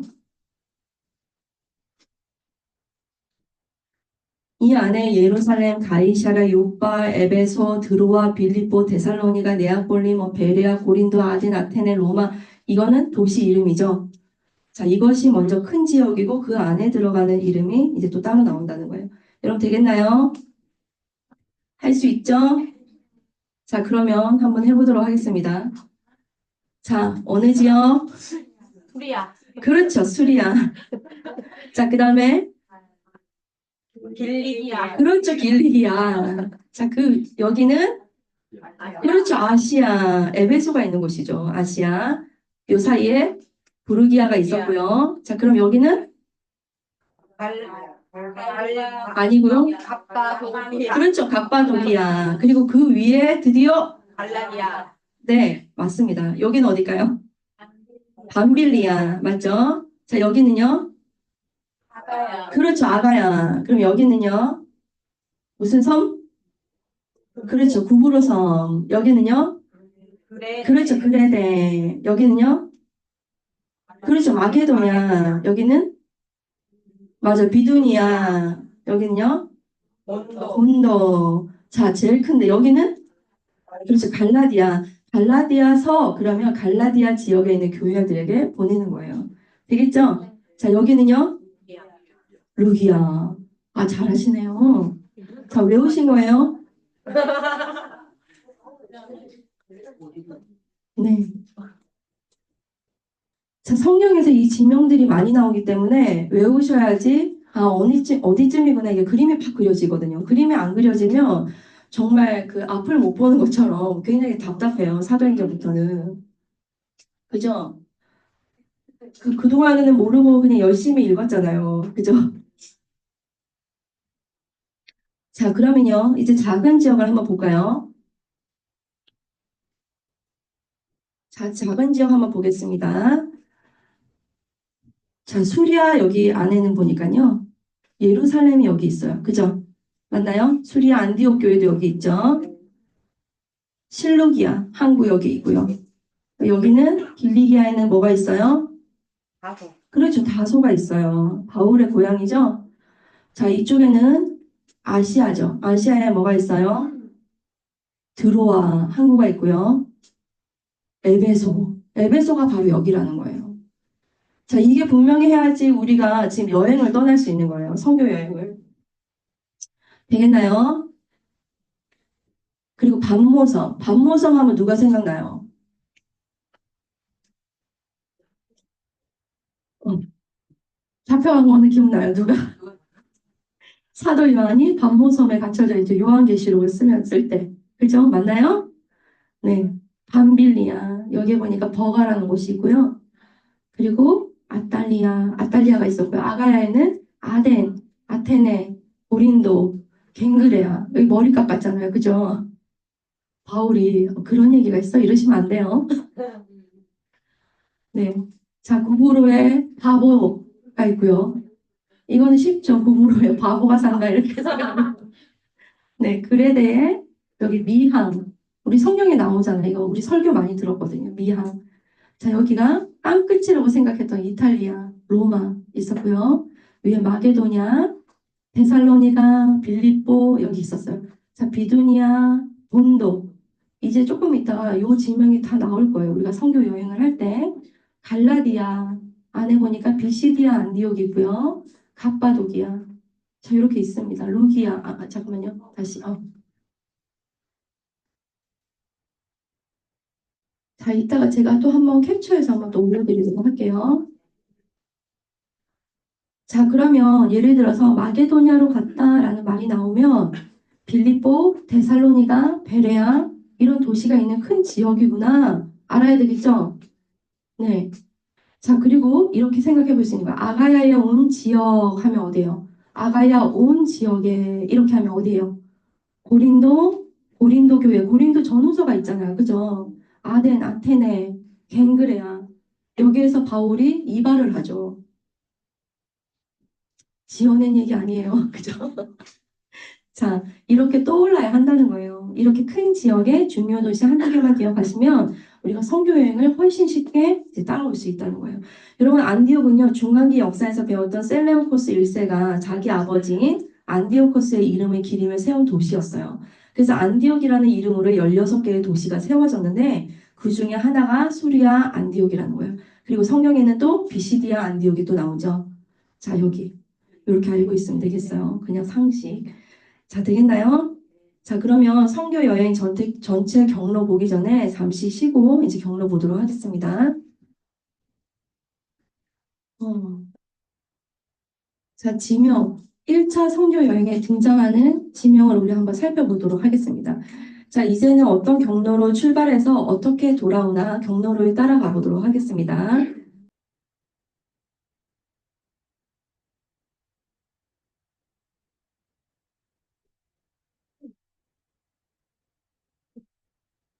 자, 여러분 여기 앞에 나와 있는 이 지명들이요. 1차 선교 여행 때 등장하는 지명이라는 거예요. 자, 어디쯤 갈라디아 지역에 이렇게 많은 교회가 있다는 걸 알 수가 있겠죠? 자, 여기 보면요. 십자가가 나오는데요. 자, 십자가 표시를 한번 잘 보시면요. 이미 세워진 교회는요. 가운데 흰 십자가가 표시가 되어져 있고요. 앞으로 바울이 세워갈 교회 또는 세우고 있는 교회는 그냥 빨간색 십자가라는 거예요. 자, 먼저 우리가 점을 찍는다라는 생각으로 한번 다시 한번 볼까요?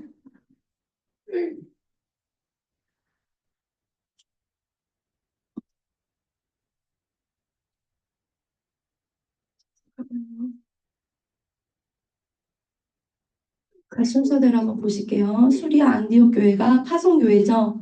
자, 실루기아, 살라미, 바보, 버가, 비시디 안디옥, 이고니온, 루스드라, 더베, 아탈리아, 요 갈라디아 지역이라는 거예요. 여기가. 자, 그러면 길을 한번 볼게요. 1차 선교 여행 개관 한번 보겠습니다.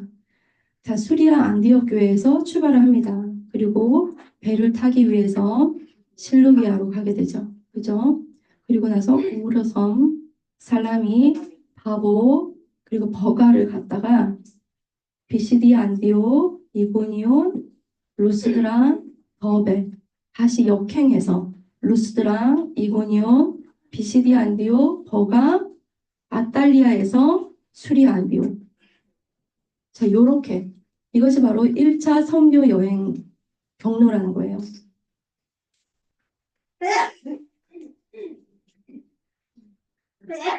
자, 수리아 안디옥에서 배 타고 고구로 살라미, 그죠? 고구로에 있는 바보에 가서 자, 밤빌리아 버가 지역, 그리고 갈라디아 지역의 비시디아 안디옥, 갈라디아 지역의 이고니오, 갈라디아 지역의 루스드라, 갈라디아 지역의 더베 다시 역행해서 루스드라, 이고니온, 비시디아 안디오, 그리고 밤빌리아 버가, 아탈리아에서 배 타고 수리아 안디오로.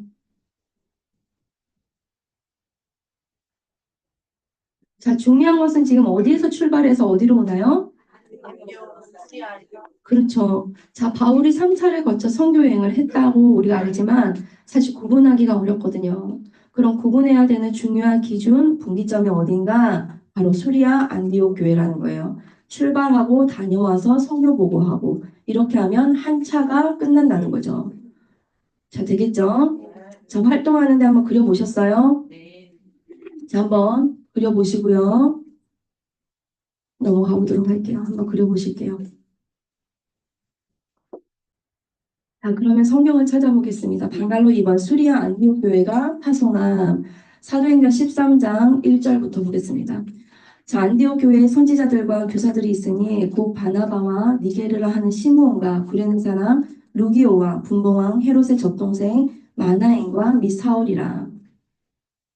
수리아 안디옥 교회 멤버가 거론이 되어 있습니다. 자, 누군지 아시겠죠? 바나바, 시므온, 루기오와 마나엔과 사울. 맞나요? 자, 2절 주를 섬겨 금식할 때에 성령이 이르시되 내가 불러 시키는 일을 위하여 바나바와 사울을 따로 세우라 하시니. 자, 성령님께서 이 모든 것의 주체가 되시죠. 자, 3절 이에 금식하여 기도하고 두 사람에게 안수하여 보내니라. 자, 안디옥 교회가 금식하고 기도하여 바나바와 바울을 파송합니다. 이렇게 1차 선교 여행이 시작이 됩니다.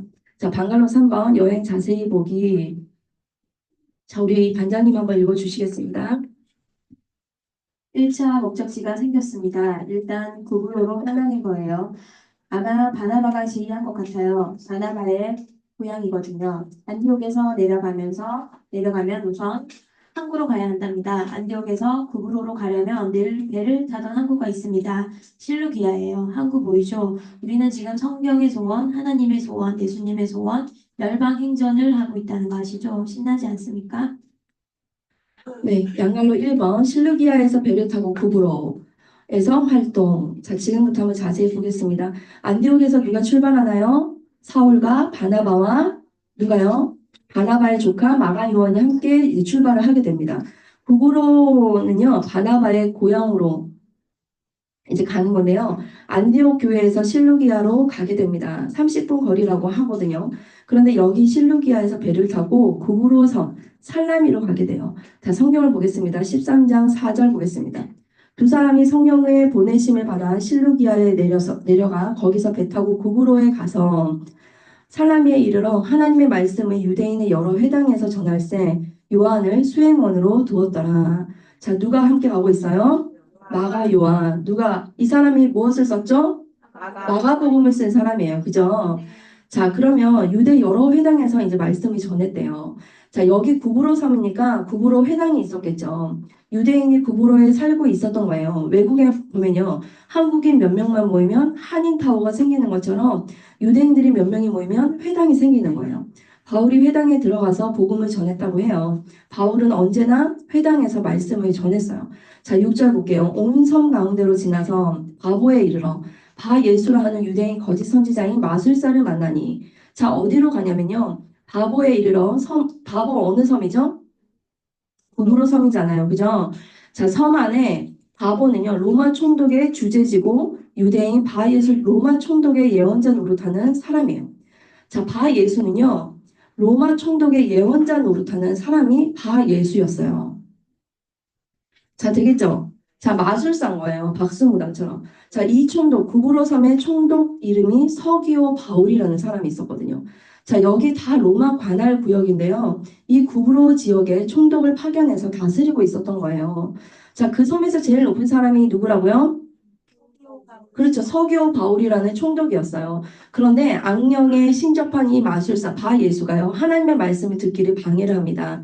자, 7절. 그가 총독 서기오 바울과 함께 있으니 서기오 바울은 지혜 있는 사람이라 바나바와 사울을 불러 하나님의 말씀을 듣고자 하더라. 이 마술사 엘루마는 이름을 번역하며 마술사라. 그들을 대적하여 총독으로 믿지 못하게 힘쓰니. 자, 19절. 바울이라고 하는 사울이 성령에 충만하여 그를 주목하고 이르되 모든 거짓과 악행이 가득한 자여 마귀의 자식이요 모든 의의 원수요 주의 바른 길을 굽게 하기를 그치지 아니하겠느냐. 보라 이제 주의 손이 내 위에 있으니 네가 맹인이 되어 얼마 동안 해를 보지 못하리라 하니 즉시 안개와 어둠이 그를 덮어 인도할 사람을 두루 구하는 자라. 맹인이 된 거죠. 12절 이에 총독이 그렇게 된 것을 보고 믿으며 주의 가르치심을 놀랍게 여기더라. 자, 구부로 섬에 복음을 전하러 갔는데 뜻밖의 대열을 낚았어요. 그가 누구예요? 네, 서기오 바울이죠. 총독이 회심하게 되는 사건이 일어납니다. 이 구부로 총독이 회심을 성경은 기록하고 있어요. 그런데 여기서 멈추지 않고 서기오 바울이 추천장을 써주었는지 비시디아 안디옥으로 가게 되거든요. 자, 서기오 바울의 고향이 비시디아 안디옥이라고 해요. 그래서 구부로를 떠나서 비시디아 안디옥으로 간다. 자, 기억할 수 있겠죠? 자, 살라미에 도착해서 유다 회당에서 말씀을 전하고 구부로 총독 서기오 바울이 회심하는 사건이 이때 일어나게 됩니다. 양갈로 2번 보겠습니다.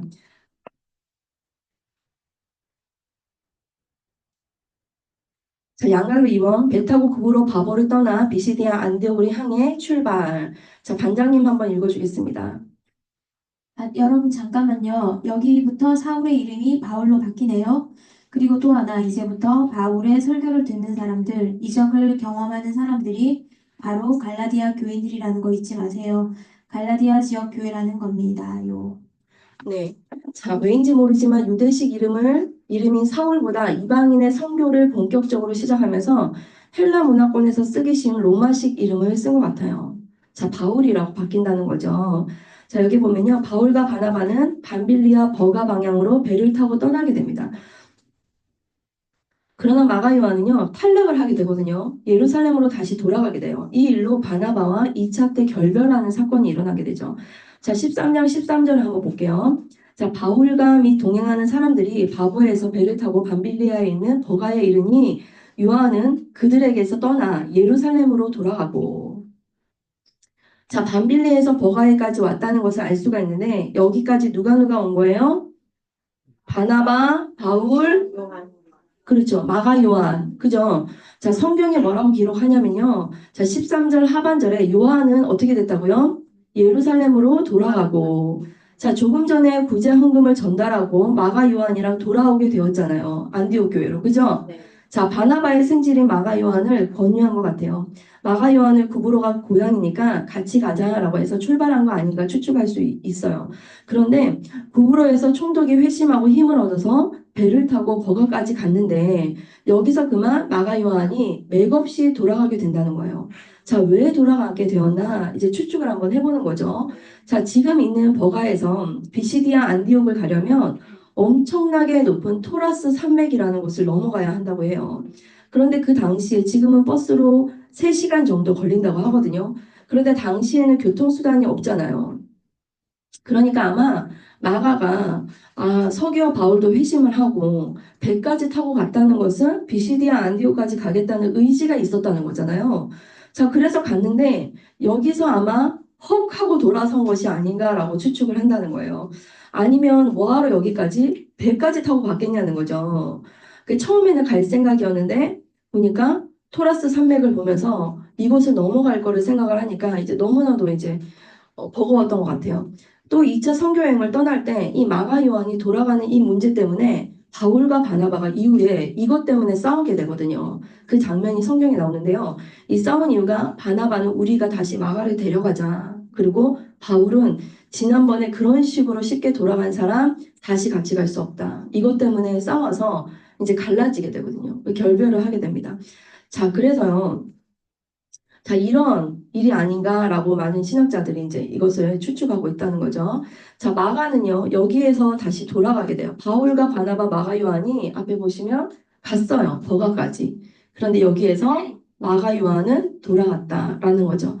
자, 13장 14절 한번 볼까요? 그들은 버가에서 더 나아가 비시디아 안디옥에 이르러 자, 안식일에 회당에 들어가 앉으니라. 자, 비시디아 안디옥에 도착을 했다는 거죠. 자, 그들은 도착해서 늘 하던 대로 회당에 가서 복음을 전했어요. 바울이 먼저 회당으로 들어간 걸 보면 보통 파송받은 선교사가 그 나라 현지인 선교를 먼저 하는 것이 아니라 해외 한국 이민사회에 먼저 들어가서 활동한 것처럼 이제 그런 뜻이죠. 자, 회당을 발판으로 활동하면서 서서히 현지인들에게도 뻗어나가게 되는 전도를 했다는 거예요. 자, 바울은 가는 곳마다 유대인 회당에서 설교할 때 어떤 내용으로 유대인들에게 설교를 하는지, 어떻게 해서 회당에 가서 말씀을 전할 수 있었는지 누가는 자세히 기록을 하고 있다는 거예요. 다메섹 도상에서 회심한 이후로 아라비아 다소를 거쳐서 1차 선교 여행을 하기 전까지 바울에게는 14년이라는 세월 동안에 구약과 예수, 모세오경과 예수를 연구하고 또 가르친 것이 분명해요. 자, 구약학자로서 그렇잖아요. 이 사람은 굉장한 구약학자로서 학식이 있는 사람이었잖아요. 자, 바리새인 중에 바리새인으로 정통 유대주의 성향의 DNA를 100% 갖고 있는 사람으로서 예수 이해를 어떻게 했는지 보여주는 설교가 바로 이 설교였다는 거예요. 정통 유대주의자였던 바울이요. 어떻게 예수님이 전하고 있는지 바울의 설교를 잠시 보겠습니다. 13절, 16절 볼까요? 바울이 일어나 손짓하며 말하되 이스라엘 사람들과 및 하나님을 경외하는 사람들아 들으라. 이 이스라엘 백성의 하나님이 우리 조상들을 택하시고 애굽 땅에서 나그네된 그 백성을 높여 큰 권능으로 인도하여 내사. 자, 이 한 절에 지금 무엇이 들어가 있나요? 그렇죠. 구약이 들어가 있어요. 창세기와 출애굽기 내용이 들어가 있어요. 광야에서 약 40년간 그들의 소행을 참으시고 그들의 소행을 참았죠. 민수기가 나옵니다. 가나안 땅 7족속을 멸하사 그 땅을 기업으로 주시기까지 약 450년간이라 땅을 얻는 이야기 여호수아서가 기록이 되어요. 자, 20절 그 후에 선지자 사무엘 때까지 사사를 주셨더니 사사기 21절 그 후에 그들의 왕을 구하거늘 하나님이 베냐민 지파 사람 기스의 아들 사울을 40년간 주셨다가 사울의 통치를 얘기하죠. 22절 패하시고 다윗을 왕으로 세우시고 증언하여 이르시되 내가 이새의 아들 다윗을 만나니 내 마음에 맞는 사람이라 내 뜻을 다 이루리라 하시더니 다윗의 통치 여기까지 지금 뭘 얘기한 거예요? 창출 민수 사삼까지 왔다는 거예요. 23절 하나님이 약속하신 대로 이 사람의 후손에서 이스라엘에 위하여 구주를 세우셨나니 곧 예수라. 인간의 몸 다윗의 후손으로 예수 그리스도 주님을 보내신다는 거죠. 24절 그가 오시기에 앞서 요한이 먼저 회개의 세례를 이스라엘 모든 백성에게 전파하니라. 세례 요한의 이야기 신약의 이야기로 지금 시작되죠. 또 25절 요한이 그 달려갈 길을 마칠 때에 말하되 너희가 나를 누구로 생각하느냐 나는 그리스도가 아니라 내 뒤에 오시는 이가 있으니 나는 그 발의 신발끈을 풀기도 감당하지 못하리라 하였으니 형제들아 아브라함의 후손과 너희 중 하나님을 경외하는 사람들아 이 구원의 말씀을 우리에게 보내셨거늘 예루살렘에 사는 자들과 그들 관리들이 예수와 및 안식일마다 외우는 바 선지자들의 말을 알지 못하므로 예수를 정죄하여 선지자들의 말을 응하게 하여도다. 예수가 죽게 될 거라는 선지자들이 말이 있었죠. 자, 그러면서 28절 죽일 죄를 하나도 찾지 못하였으나 빌라도에게 죽여달라고 하였으니 성경의 글을 가르쳐 기록한 말씀을 다 응하게 한 것이라. 후에 나무에서 내려다가 무덤에 두었으나 하나님이 죽은 자 가운데서 그를 살리신지라. 지금 예수님의 죽으심과 부활을 얘기하고 있어요. 갈릴리로부터 예루살렘에 함께 올라간 사람들에게 여러 날 보이셨으니 그들이 이제 백성 앞에서 그의 증인이라. 자, 여러 날 보이셨으니 그 제자들이 다 증인이다라고 얘기를 하는 거예요. 그죠? 그 사람들, 보이신 사람들에게 사람들은 다 증인이다라고 얘기를 하는 거죠. 부활 이후에 나타나 보이셨다. 그죠? 32절 우리도 조상들에게 주신 약속을 너희에게 전파하노니. 자, 우리도 이 모든 것들, 이 약속을 너희한테 지금 전파한다라고 얘기를 하는 거죠. 맞나요? 자, 이렇게 이 일에 증인된 내가 하면서 변증을 했다는 거예요. 자, 실제로 유대인을 만났을 때 유대인의 회당에서 어떻게 예수를 변증했는지 보면요. 유대인들은 구약 성경만 믿고 있잖아요. 그러니 구약으로 시작하는 것이 당연하다는 거예요. 창출 민수 사사마 이거 그 유대인들이 알고 있는 내용이죠. 자, 이렇게 흘러오다가 다윗을 언급할 때 그의 예언이 뭐예요? 다윗의 후손으로 누가 왔다는 거예요? 주님이 왔다는 거예요. 그러면서 썩음을 당하지 않게 예수의 죽음과 썩지 않고 부활하셨다. 이것으로 연결을 시키면서 그러면서 이 모든 일을 본 사람들이 증인이다라고 얘기하고 우리도 이 일의 증인으로서 라고 하면서 말씀을 전했다는 거예요. 이렇게 연결을 시켰다는 거예요. 구약의 하나님 나라의 왕 모델 다윗의 자손 예수 그리스도의 족보라라고 신약이 시작이 되잖아요. 이것이 바로 바울이 비시디아 안디옥에서 복음을 전한 내용이었어요. 창출, 민수, 사사왕, 다윗, 예수, 죽으심, 부활하심 이것들을 증인들이 증거한다라는 거예요. 너희도 이제는 이 말씀을 믿고 죄 사함을 입으라라는 말씀이었어요. 이것을 믿으면 구원을 얻으리라. 앞에서 베드로, 스데반도 이렇게 증언을 했죠. 자, 증인은 똑같은 걸 말할 수밖에 없죠. 예수 증언, 설교는 한 분, 진리의 영이신 성령의 사역이다라고 말할 수밖에 없다는 거예요. 맞나요? 자, 42절 볼까요? 그들이 나갈새 사람들이 청하되 다음 안식일에도 이 말씀을 하라 하더라. 다음 안식일에도 이들이 초청을 한 거예요. 자, 회당의 모임이 끝난 후에 유대인과 유대교에 입교한 경건한 사람들이 많이 바울과 바나바를 따르니 두 사도가 더불어 말하고 항상 하나님의 은혜 가운데 있으라 권하니라. 그 다음 안식일에는 온 시민이 거의 다 하나님의 말씀을 듣고자 하여 모이니 갈라디아에 있는 사람들이 다 모여서 하나님의 말씀을 들었다는 거예요. 45절 유대인들이 그 무리를 보고 시기가 가득하여 바울이 말한 것을 반박하고 비방하거늘. 자, 시기가 가득한 거예요. 여러분 지금요 대제사장들과 그 바리새인들은요 그들의 그 권위는 어디서 나오냐면요 어디서 나올까요? 그들의 권세, 힘은요, 민중들에게서부터 나오는 거예요. 그래서 누가 더 민중들을 얻느냐에 따라서 그들의 힘이 더 이렇게 있어지느냐, 마느냐인 거예요. 그러니까요, 이들에게 이 민중들이 다 몰려갔을 때 항상 성경에 시기가 가득하여라는 표현이 나오잖아요.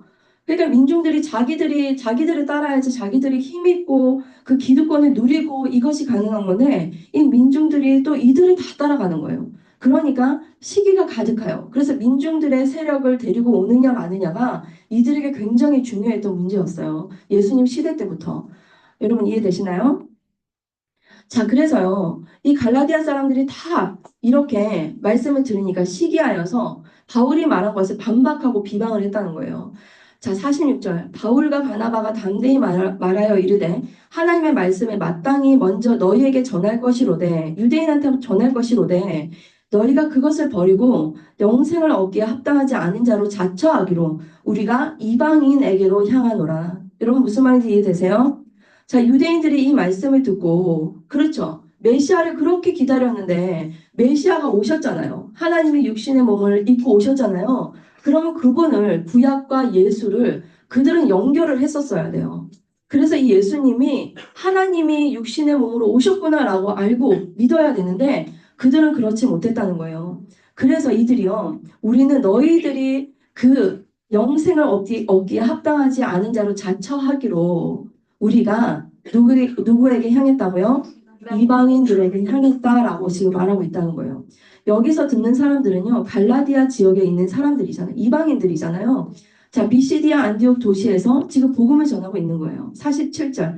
주께서 이같이 우리에게 명하시되 내가 너를 이방의 빛으로 삼아 너로 땅끝까지 구원하게 하리라 하셨느니라 하니 이방인들이 듣고 기뻐하여 하나님의 말씀에 찬송하며 영생을 주시기로 작정된 자는 다 믿더라. 주의 말씀이 그 지방에 두루 퍼지니라. 이에 유대인들이 경건한 기부인들과 그 신의 유력자들이 선동하여 유대인들이 이 힘 있는 자들이 선동한 거예요. 바울과 바나바를 박해하게 하여 그 지역에서 어떻게 해요? 쫓아내니 두 사람이 그들을 향하여 발에 티끌을 떨어버리고 이고니온으로 가거늘. 자, 받아들이지 않으면 티끌까지 떨어버려라. 이거 누구의 말씀이에요? 예수님의 말씀이잖아요. 자, 52절. 제자들은 기쁨과 성령이 충만하더라. 자, 비시디아 안디옥을 떠나서 어디로 이동했는가 보니까 이고니온까지 이동을 합니다. 자, 그렇죠? 자, 이렇게 이고니온까지 이동을 하여. 자, 이동한 원인이 뭐예요? 비시디아에서 복음을 전하니 은혜를 많이 받고 안식일에 온 성의 사람들이 몰려와서 유대인들이 바울 일행을 내쫓아 버렸다는 거예요. 왜요? 복음을 받고 다 믿음으로 막 반응을 하니까 유대인들의 핍박이 있었다는 거죠. 양말로 3번 유대인 핍박자 여기서도 등장 이고니온으로 이동.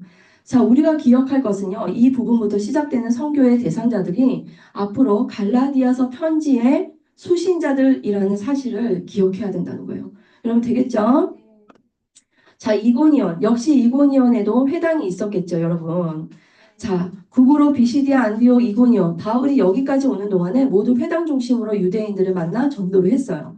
바울도 패턴이 있었는데 회당에서 전도하면 그러면 많이 믿게 되는 거예요, 사람들이. 그러면 유대인들이 나타나서 방해하고 핍박하는 그러면 떠나게 되는 이런 패턴이 계속 반복이 돼요.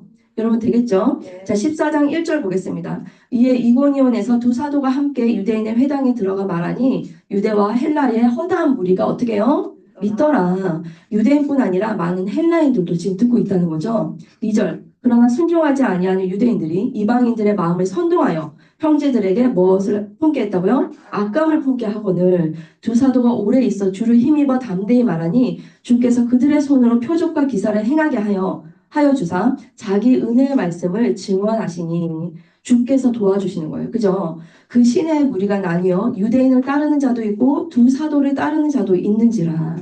자, 지금 바울과 바나바 지역은 유대 예루살렘 지역이 아니라 해외 지역인데 가는 곳마다 유대인이 있는 거예요. 우리가 신구약 중간시대 공부할 때 흩어진 디아스포라들이 있다고 배웠죠. 자, 흩어진 유대인들을 말하는 거예요. 근데 이 유대인들이 바울이 전하는 복음을 쉽게 받아들이지 못하고 핍박을 하는 거예요. 그러니 또 역시 선동해요. 두 편으로 도시가 나뉘어져 버린다는 거예요. 유대인과 바울 편으로. 자, 5절 볼까요? 이방인과 유대인과 그 관리들이 두 사도를 모욕하여 돌로 치려 달려드니 자, 그들은 왜 받아들이지 못했을까요? 굳어져 있는 마음에 예수 그리스도의 죽음과 부활 이런 것들을 전하는 것이 쉽지 않았을 거예요. 자, 우리도 예수 그리스도를 믿음으로 죄사함을 받는다. 우린 너무나도 당연한 말이잖아요. 그런데 그 당시 이 말을 듣고 있는 유대인들을 생각해보면 재물을 가지고 대제사장들에게 가져갔던 사람들인데 그 전통을 가지고 있는 사람들에게 믿음으로 죄사함을 얻는다라는 것이 기가 막힌 말일 수밖에 없는 거예요. 왜요? 믿음으로가 아니라 재물을 가지고 가서 죄사함을 얻었잖아요. 맞아요? 자, 그렇게 했던 사람들이 아니 믿음으로 예수님을 믿기만 하면 죄사함을 얻는다고 하니 그 사람들도 받아들이지 못하는 사람들이 있었을 거 아니에요. 도저히 이해가 안 돼라는 사람들이 있었겠죠. 자, 이제 이들은요 예수님이 가는 곳마다 가서 핍박했던 것처럼 이제 바울이 가는 곳마다 쫓아다니면서 바울을 핍박하고 고발을 하게 됩니다. 이들이 선교 여행 동안에 계속 괴롭히는 모습을 보게 돼요. 5절 볼까요? 돌로 치려고 달려드니 자, 핍박이 있으니 어떻게 할까요? 6절 그들이 알고 도망하여 루가오니아의 두 성 루스드라와 더베와 그 근방으로 가서 거기서 복음을 전하니라. 자, 돌로 쳐 죽이려고 하자 루가오니아 지방의 루스드라와 더베 지역으로 이제 가게 된다는 거예요. 자, 되겠죠? 자, 우리는 지금 루스드라 더베는 갈라디아 지역이다 생각하시면 되겠어요. 바울이 루스드라에서 어떤 일이 있었는지 말씀을 찾아보겠습니다. 자, 양갈로 4번. 바울 루스드라에서 돌을 맞아 거의 죽음.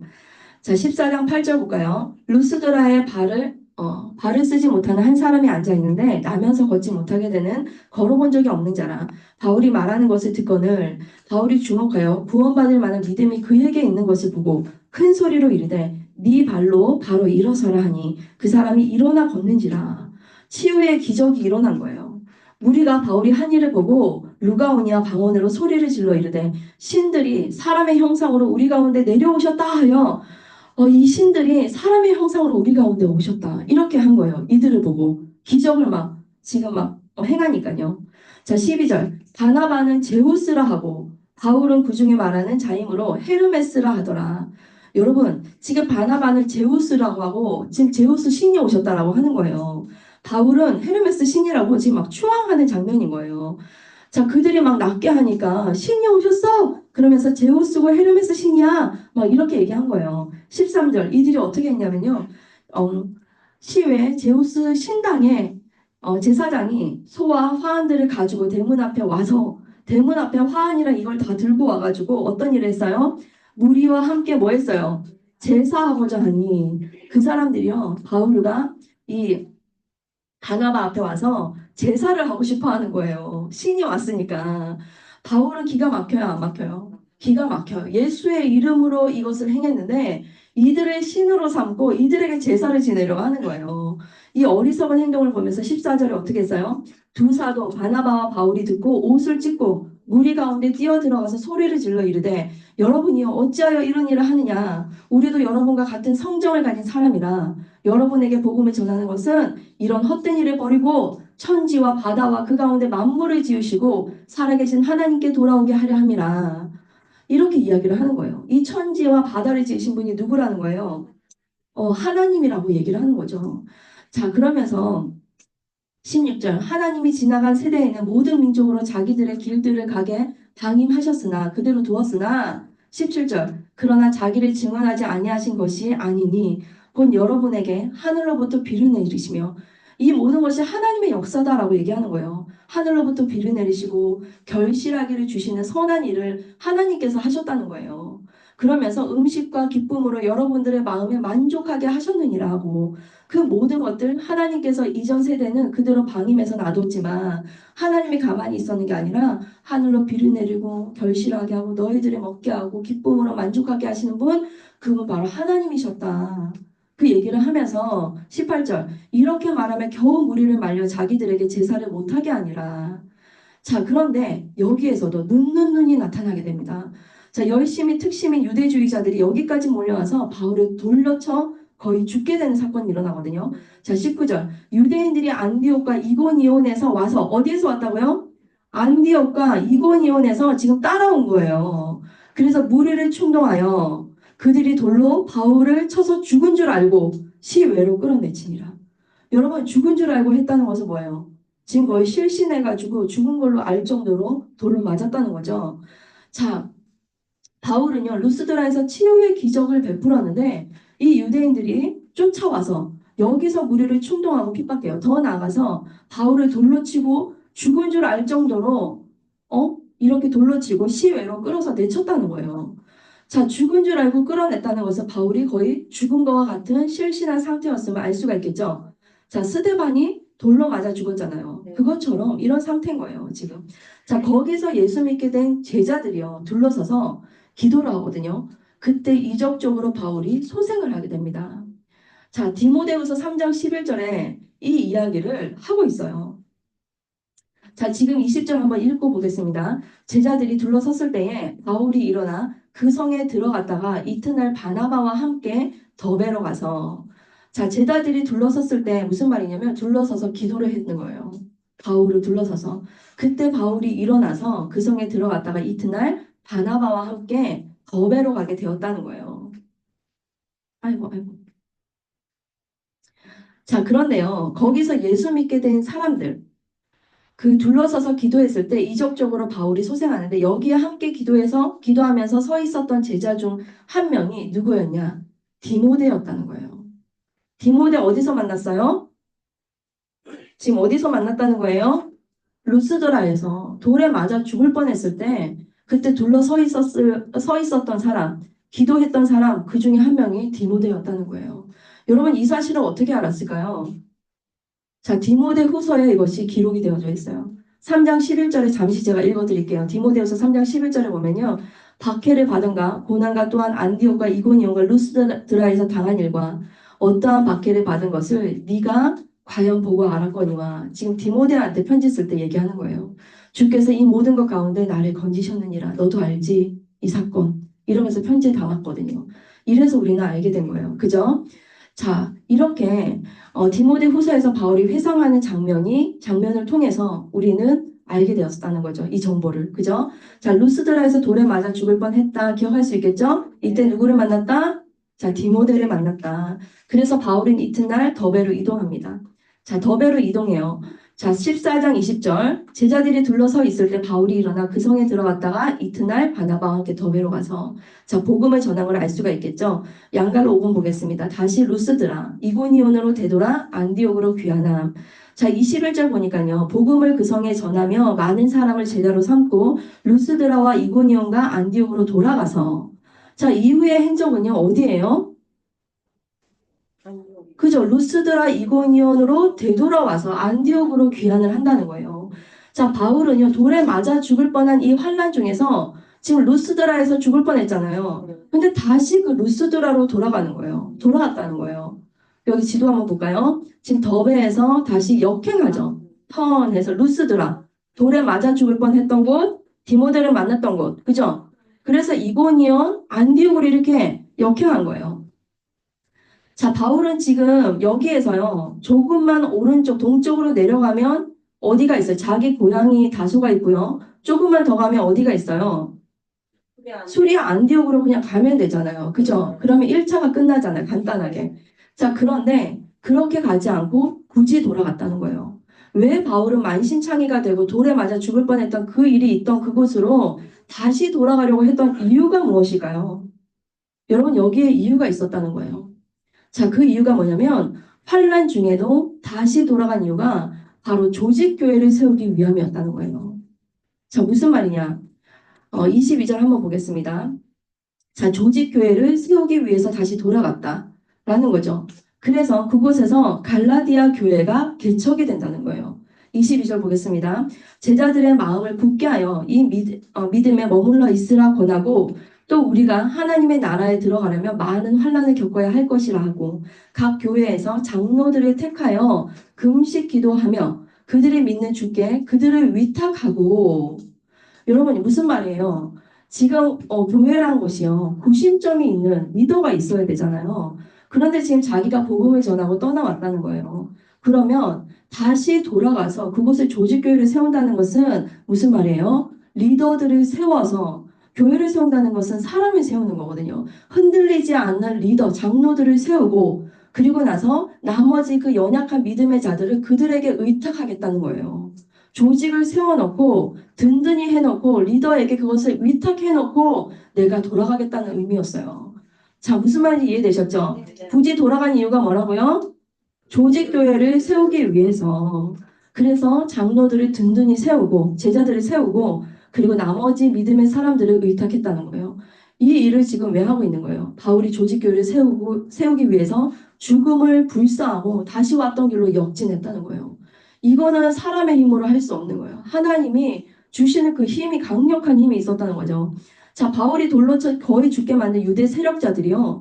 다시 그 세력자들의 속으로 다시 간 이유가 조직교회를 만들어 놓기 위해서였다는 거예요. 자신을 죽이려는 그 무리들, 그 둘러싸여 있는 예루살렘으로 다시 들어간 예수님처럼 예수님도 다시 들어가셨잖아요. 죽이려고 할 때.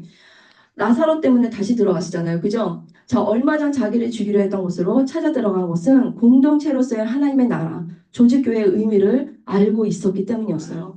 교회가 제대로 리더들을 세우지 않으면 공동체가 와해가 되거든요. 그래서 임직을 하고 사람을 세운다는 거예요. 자, 그래서 끊임없이 가르치고 세우고 집중해서 그 사람들이 예수의 사람, 예수의 가치관을 갖는 사람으로 변화되게 하기 위해서 애쓰고 힘쓰는 것이 바로 목회라는 거예요, 여러분. 그리고 같이 여러분들이 함께 셀 리더들 이렇게 해서 함께 그 일을 돕는다는 거잖아요. 그렇죠? 여러분 이해돼요?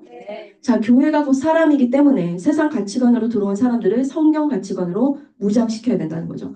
자, 그래서요, 그 만신창이 된 몸으로 기도하고 안수하여 제자들과 장로들을 세워서 든든한 조직교회를 만들었다. 자, 이렇게 세워진 교회가 뭐예요? 그렇죠. 갈라디아 교회라는 거예요. 바울이 이렇게 1차 선교 여행 열매가 뭐냐면 갈라디아 교회를 개척했다라는 것입니다. 자, 1차 때 개척한 교회가 뭐라고요? 자, 갈라디아 교회다라는 거죠. 되겠나요? 자, 그래서 밤빌리아의 버가 아탈리아를 거쳐서 수리아 안디옥으로 돌아오게 됩니다. 자, 14장 24절에 제가 읽을게요. 비시디아 가운데로 지나서 밤빌리아에 이르러 말씀을 버가에서 전하고 아탈리아로 내려와서 거기서 배 타고 안디옥으로 이르니 이곳은 그 두 사도가 이룬 그 일을 위하여 전에 하나님의 은혜에 부탁하던 곳이라. 수리아 안디옥 교회가 그런 곳이라는 거죠. 자, 여러분 되겠나요? 자, 1차 선교 여행의 열매는 뭐라고요? 갈라디아 교회 개척이라는 거죠.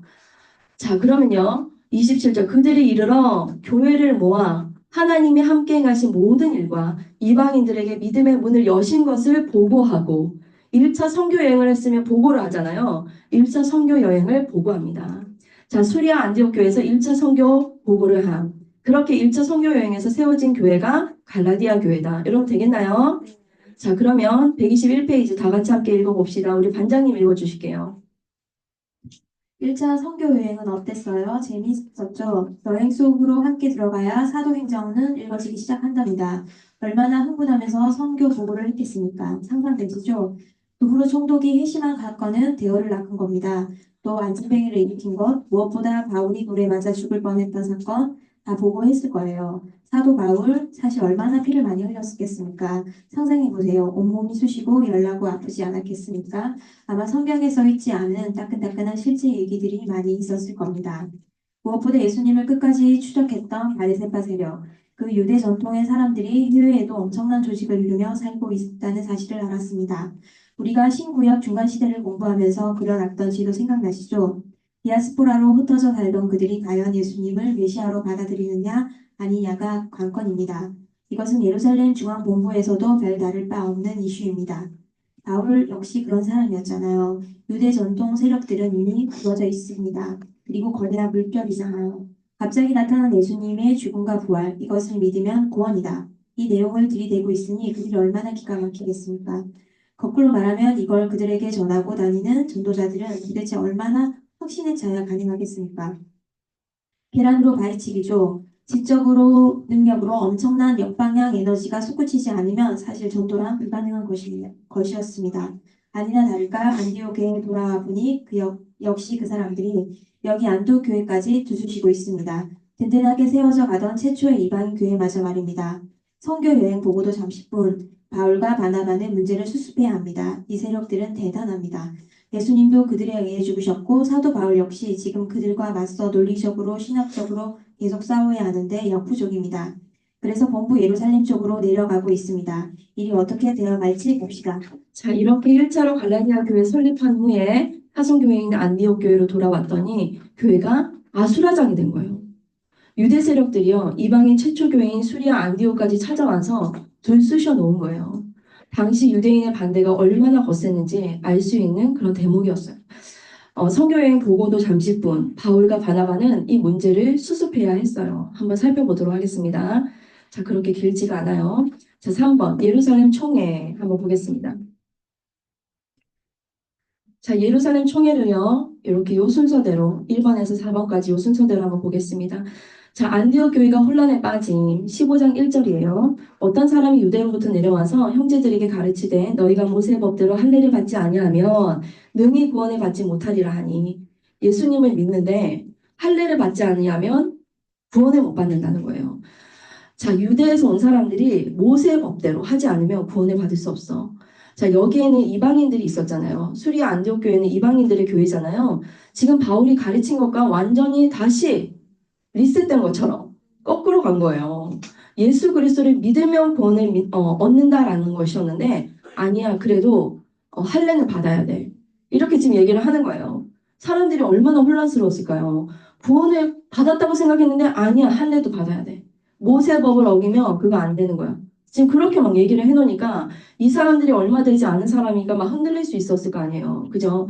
그래서 당시 유대인들이 예수 그리스도를 받아들인다는 것이 이 엄청나게 오래된 그죠? 신앙의 전통을 뒤집는다는 것이 얼마나 어려운 일인지 우리는 이게 진짜 할 수 있는 그 본문이 아닌가 싶습니다. 자, 22절 볼까요? 15장 22절 한번 볼까요?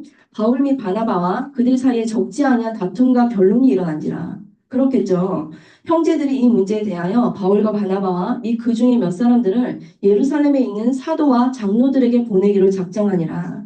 자, 다툼과 변론이 일어났어요. 교회 공동체와 유대 공동체 충돌은 심각했다는 거예요. 근데 해결되지가 않아요. 뭐 이런 것도 있잖아요. 그래서 바울과 바나바는요, 예루살렘으로 가기로 합니다. 바울은 정통성의 상징인 베드로, 요한 등 거물급 사도들이 있는 예루살렘 교회에서 적법한 과정을 거친 공문서가 필요하다고 생각을 했던 것 같아요. 이거를 그냥 공문서로 딱 정리할 필요가 있어. 라고 확실하게 못 박아야 되고, 확실하게 정리해야 돼. 이 필요성을 느끼고, 예루살렘 교회로 가게 됐다는 거예요. 자, 그래서 베드로 사도들과 리더들과 함께 이 문제를 해결해 보려고 합니다. 이 회의를 뭐라고 얘기하냐면 예루살렘 종교회의라고 얘기를 한다는 거예요. 예루살렘 또는 예루살렘 총회라고 부르기도 한다고요. 자, 되겠죠? 자, 방갈로 2번. 예루살렘 교회로 가서 공식적으로 해결해야겠다는 전략을 갖고 예루살렘으로 이동.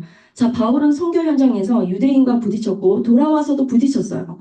그래서 바울은 이 문제를 해결하고 지나가야 된다고 생각했던 거예요. 그래서 이 문제를 공적으로 해결하기 위해서 예루살렘으로 향합니다. 자, 15장 3절 볼게요.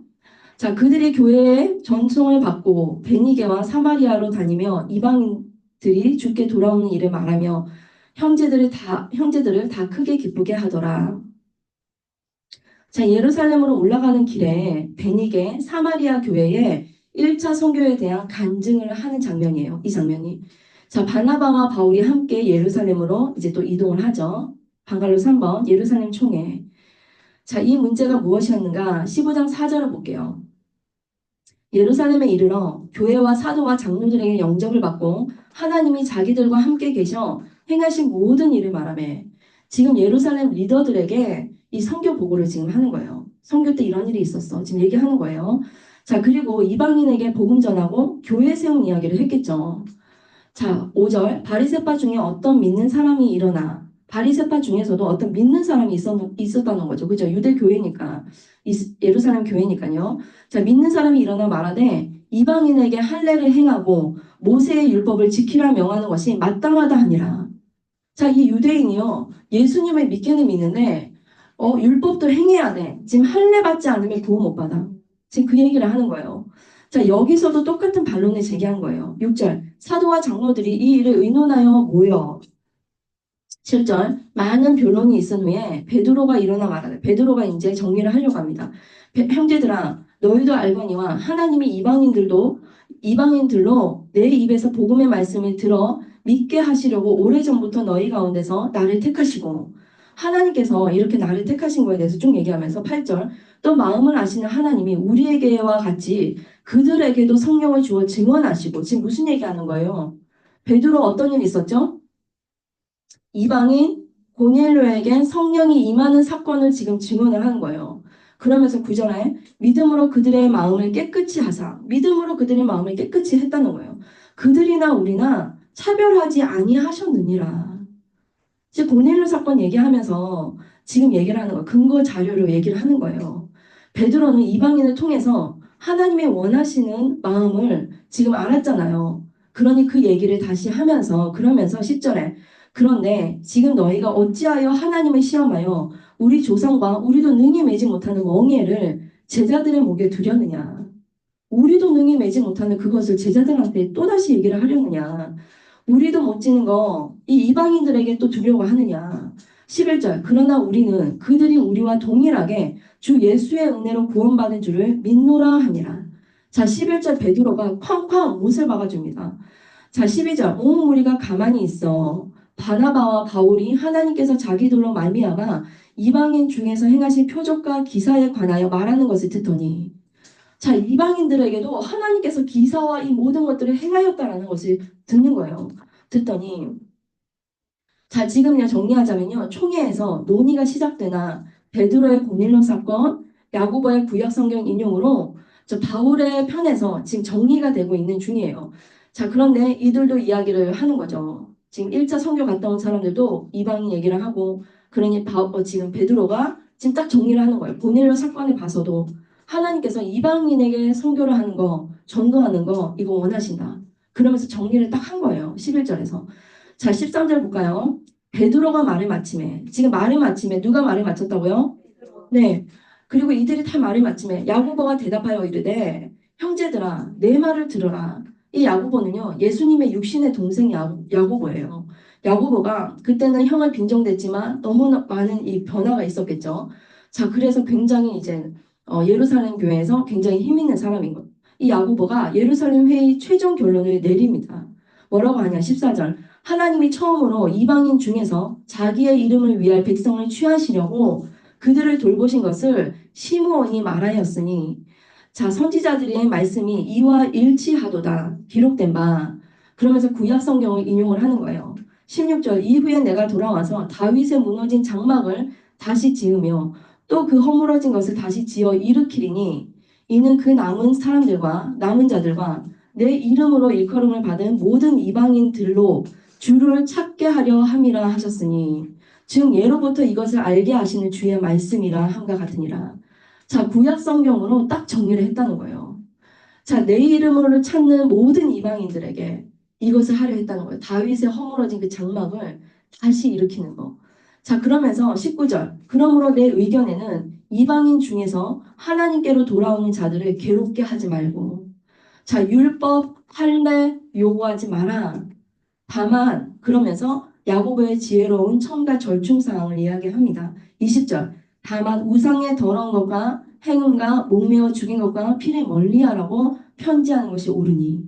여러분 당연히 예수 그리스도를 믿으면 우상의 더러운 것, 제사하는 거 멀리하는 거 당연해요, 안 해요? 그렇게 해야 되겠죠. 그 절충 사항을 딱 얘기를 하는 거예요.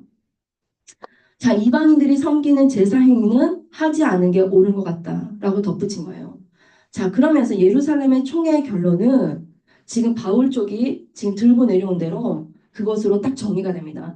유대인도 이방인도 예수님의 은혜로 구원받는다라는 결론이었다는 거예요. 여러분 지금요, 유대인들은 그래도 할례도 받아야 돼. 지금 얘기하잖아요.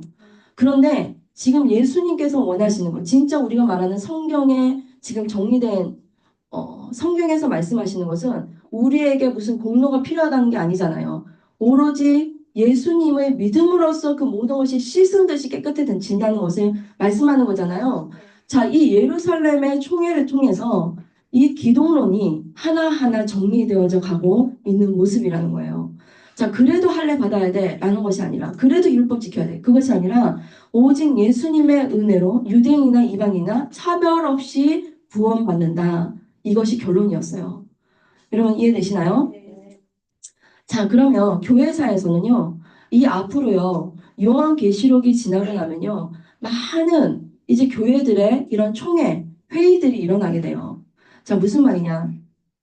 교회사를 보게 되면요, 많은 종교 회의가 역사 속에 있는데요. 니케아 회의, 뭐 에베소 종교 회의, 카르타고 종교 회의, 뭐 이런 회의들이 계속 있어요. 그런데 그 회의를 통해서 하나님의 뜻을 세워가는 것을 볼 수가 있는 거예요. 오늘 이 예루살렘 성전에 있는 이 예루살렘 총회도 마찬가지였어요. 어떤 것이 우리의 공로가 필요한 것이 아니라 오직 예수 그리스도를 믿는 믿음으로 구원받는다. 이것이 정리된 회의였으니 얼마나 중요한 회의였겠어요. 그런데 교회사에 나타난 그 많은 회의에서도 삼위일체론에 대한 정리, 그리고 신약, 구약 이런 것들이 정리되는 그 과정들, 기독론이 정리되는 것들, 교회론이 정리되는 이 모든 것들이요, 앞으로 일어나는 그 교회 회의들을 통해서 굉장히 역사 속에 있는 중요한 회의들을 통해서 우리가 지금 오늘날에 정리된 이 회의들이 이러한 지금 이론들이 다 정리가 된 것이거든요. 그러니 이때에 그냥 오직 예수로 인해서 구원받는다. 이것이 얼마나 중요한 문제겠어요. 그러니 오늘도 우리가 자격이 있어서가 아니라 오직 그 예수님으로 힘입어서 구원을 받는 거잖아요. 그죠? 나중에 이제 마틴 루터가 종교 개혁을 일으킬 때도 사도들이 뭐라고 얘기합니까? 그때도 너희들 그 뭐죠? 돈으로 샀던 거. 그죠? 면죄부를 그걸 사서 돈으로 계속 돈을 걷어들였잖아요. 이래야지 구원받는다. 근데 지금 마틴 루터가 말씀을 쭉 깊이 읽어가고 로마서를 쭉 읽어보니까 아니다. 오직 주의 은혜다. 오직 말씀으로다. 그래서 그가 종교개혁을 하게 되잖아요. 여러분 이런 것처럼 지금 그 과정을 지금 겪었다는 거예요. 예루살렘 총회를 통해서. 이해되셨나요? 자, 반갈로 4번 보겠습니다. 자, 그래서요. 지금 율법이냐 복음이냐 이것이 나중에 이제 앞으로 읽을 갈라디아서의 주제이기도 하거든요. 자, 유대인들은 율법을 행해야지. 바울은 아니 오직 은혜다. 하나님의 나라냐 세상 나라냐 유대인이냐 헬라인이냐 율법이냐 복음이냐 이 두 축은 앞으로 바울의 서신서 속에서 계속 등장을 한다는 거예요. 자, 이 어려운 과정 하나하나를 거쳐가면서 비로소 기독론, 구원론, 교리가 정립되어져 간다는 것 이것을 기억하면 되겠어요. 반갈로 4번 보실게요. 예루살렘 총회 결과를 안디옥 교회에 통보함. 자, 공문서 전문을 보겠습니다. 23절 볼까요? 그 편에 편지를 붙여 이르되 사도와 장로된 형제들은 안디옥과 수리아와 길리기아에 있는 이방인 형제들에게 문안하노라. 그들은즉 우리 가운데서 어떤 사람들이 우리의 지시도 없이 나가서 말로 너희를 괴롭게 하고 마음을 혼란케 한다 하기로 편지를 왜 붙이는지 지금 설명하는 거예요. 이 편지가 무슨 의미인지. 자, 25절, 26절. 사람을 택하여 우리 주 예수 그리스도의 이름을 위하여 생명을 아끼지 아니하는 자인 우리가 사랑하는 바나바와 바울과 함께 너희에게 보내기를 만장일치로 결정하였노라. 자, 너희에게로 이 편지 공문서를 들려서 보내겠다. 지금 얘기하는 거예요. 27절 그리하여 유다와 실라를 보내니 그들도 이 일을 말로 전하리라. 자, 지금요, 예루살렘 총회에서 이것을 결정했으니 굉장히 힘 있는 거다라고 얘기하는 거예요. 만장일치다라는 얘기는. 그죠? 자, 그런데 유다와 실라도 보낸다는 거예요. 28절. 성령과 우리는 이 요긴한 것들 외에는 아무 진도 너희에게 지우지 아니하는 것이 옳은 줄 알았노니 결론을 이렇게 내렸다. 그러나 29절 우상의 제물과 피와 몸매어 죽인 것과 음행을 멀리할지니라. 이에 스스로 삼가면 잘 되리라. 평안함을 원하노라 하였더라. 자, 율법을 지킴으로 구원을 받는 거 아니라 반이교도들, 이교도들의 그 종교 문화는 교회 안에 들여놓지 말아라. 지금 그 얘기를 한 거죠. 자, 이런 내용이에요. 자, 이 공문서를 누가 전달하는가 봤더니요. 지금 누가 전달해요? 그렇죠. 바울과 바나바, 그리고 22절에 보니까 더 함께 가는 자들, 말로도 또 전달할 이들을 보낸다고 했잖아. 누구요? 유다와 신라잖아. 많이 들어보셨죠? 신라. 신라는 2차 선교여행을 함께 떠난 사람이거든요. 자, 한번 보겠습니다. 자, 바울이요. 예루살렘 총회에 참석을 했죠. 이제 결정을 짓고 다시 돌아가야 되는데 누구를 데리고 들어가요? 이렇게 유다와 신라. 지금 신라만 이렇게 나와 있는데요. 이렇게 돌아간다라고 되어 있죠. 자, 그러면서요. 마지막 한번 정리하겠습니다. 27절 볼까요? 그리하여 유다와 신라를 보내니 그들도 이 일을 말로 전하리라. 30절 그들이 작별하고 안디옥에 내려가 무리를 모은 후 편지를 전하니 유다와 신라가 예루살렘 교회에서 공문을 가지고 그 내용을 전했다는 거죠. 28절, 29절에 그 내용이 나와 있죠. 31절 읽고 그 위로한 말을 기뻐하더라. 자, 수리아 안디옥 교회가 혼란스러웠는데 그 공문을 받고 아, 그래, 맞아.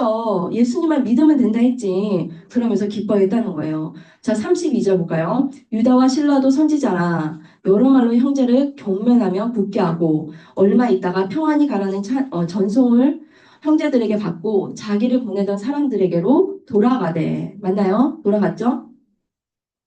자, 그러면서 35절 바울과 바나바는 안디옥에서 유하며 수단 다른 사람들과 함께 주의 말씀을 가르치며 전파하니라. 자, 여기까지가 우리가 사도 바울의 1차 선교 여행 그리고 그 이후에 예루살렘 총회까지입니다. 여러분 되겠나요? 자, 이제 마무리하겠습니다. 우리 반장님 한번 읽어주시겠습니다. BC 538년 바벨론 포로들이 돌아오면서 예루살렘에는 새로운 문화가 형성되었습니다. 그리고 한 600년 지나 신약시대에 오니 여전히 그들의 후손이 예루살렘에 그렇게 살고 있었습니다. 예수께서 이 세상에 오셨을 때 만났던 사람들이 그 사람들이었고요. 예수님이 승천하신 이후 사도들 역시 그들을 대상으로 목회하고 있습니다. 그들 유대인들, 구약에 등장했던 사람들의 후손인데 조상들을 그대로 쏙 빼닮았습니다. 우리가 구약을 공부해서 알지만 오죽하면 아수르 바벨론에 망했겠습니까? 사명을 감당하지 못하고 이방과 섞여서 그렇게 되었습니다. 그들의 사명은 제사장 나라로 성숙해져 이방을 하나님께 돌아오게 하는 것이었습니다. 이방으로 하여금 비전을 갖게 하는 것이었습니다. 자기 민족을 통해서 모든 민족이 복을 얻게 되는 비전 말입니다. 예언자들도 그렇게 예언했습니다. 이스라엘 나라가 모든 민족에게 복이 된다는 예언입니다. 그래서 구약의 끝 메시지는 세계화였습니다. 열방이었습니다. 바로 이 사명을 예수님 시대 리더들도 깨달아야 했습니다. 하나님의 나라가 열방까지 임하는 엄청난 우주적 비밀을 알아야 했습니다. 그런데 그러기는커녕 예루살렘은 헬라파 유대인들을 뱉어냈습니다. 사마리아, 수리아, 구브로 등 사마리아와 땅끝으로 말입니다. 그런데 아이러니컬하게도 바리새파 사람 가운데 사울이라는 청년이 나타나더니 자기가 열방 사람들에게 예수 사건을 전하는 사명을 받았다는 거예요. 성경은 일맥상통하는 주제를 끈질기게 붙들고 있습니다. 성경의 큰 소원을 꽉 붙들고 있는 사도 바울이 오늘은 갈라디아 교회를 개척한 셈입니다. 이방에 하나님 나라가 세워지기 시작합니다. 하나님, 우리도 바울처럼 이러고 다니는 게 재미있게 하소서. 창조시대부터 흘러온 역사를 붙들고 이 시대 사명 따라 살아가는 일꾼으로 남게 하소서. 신명나게 하소서. 지구촌 시대이니만큼 한류 열풍 시대이니만큼 그렇게 하게 하소서. 네, 여러분 오늘 여기까지입니다. 잠깐 한 1분간 잠깐 정리하고 마치도록 하겠습니다.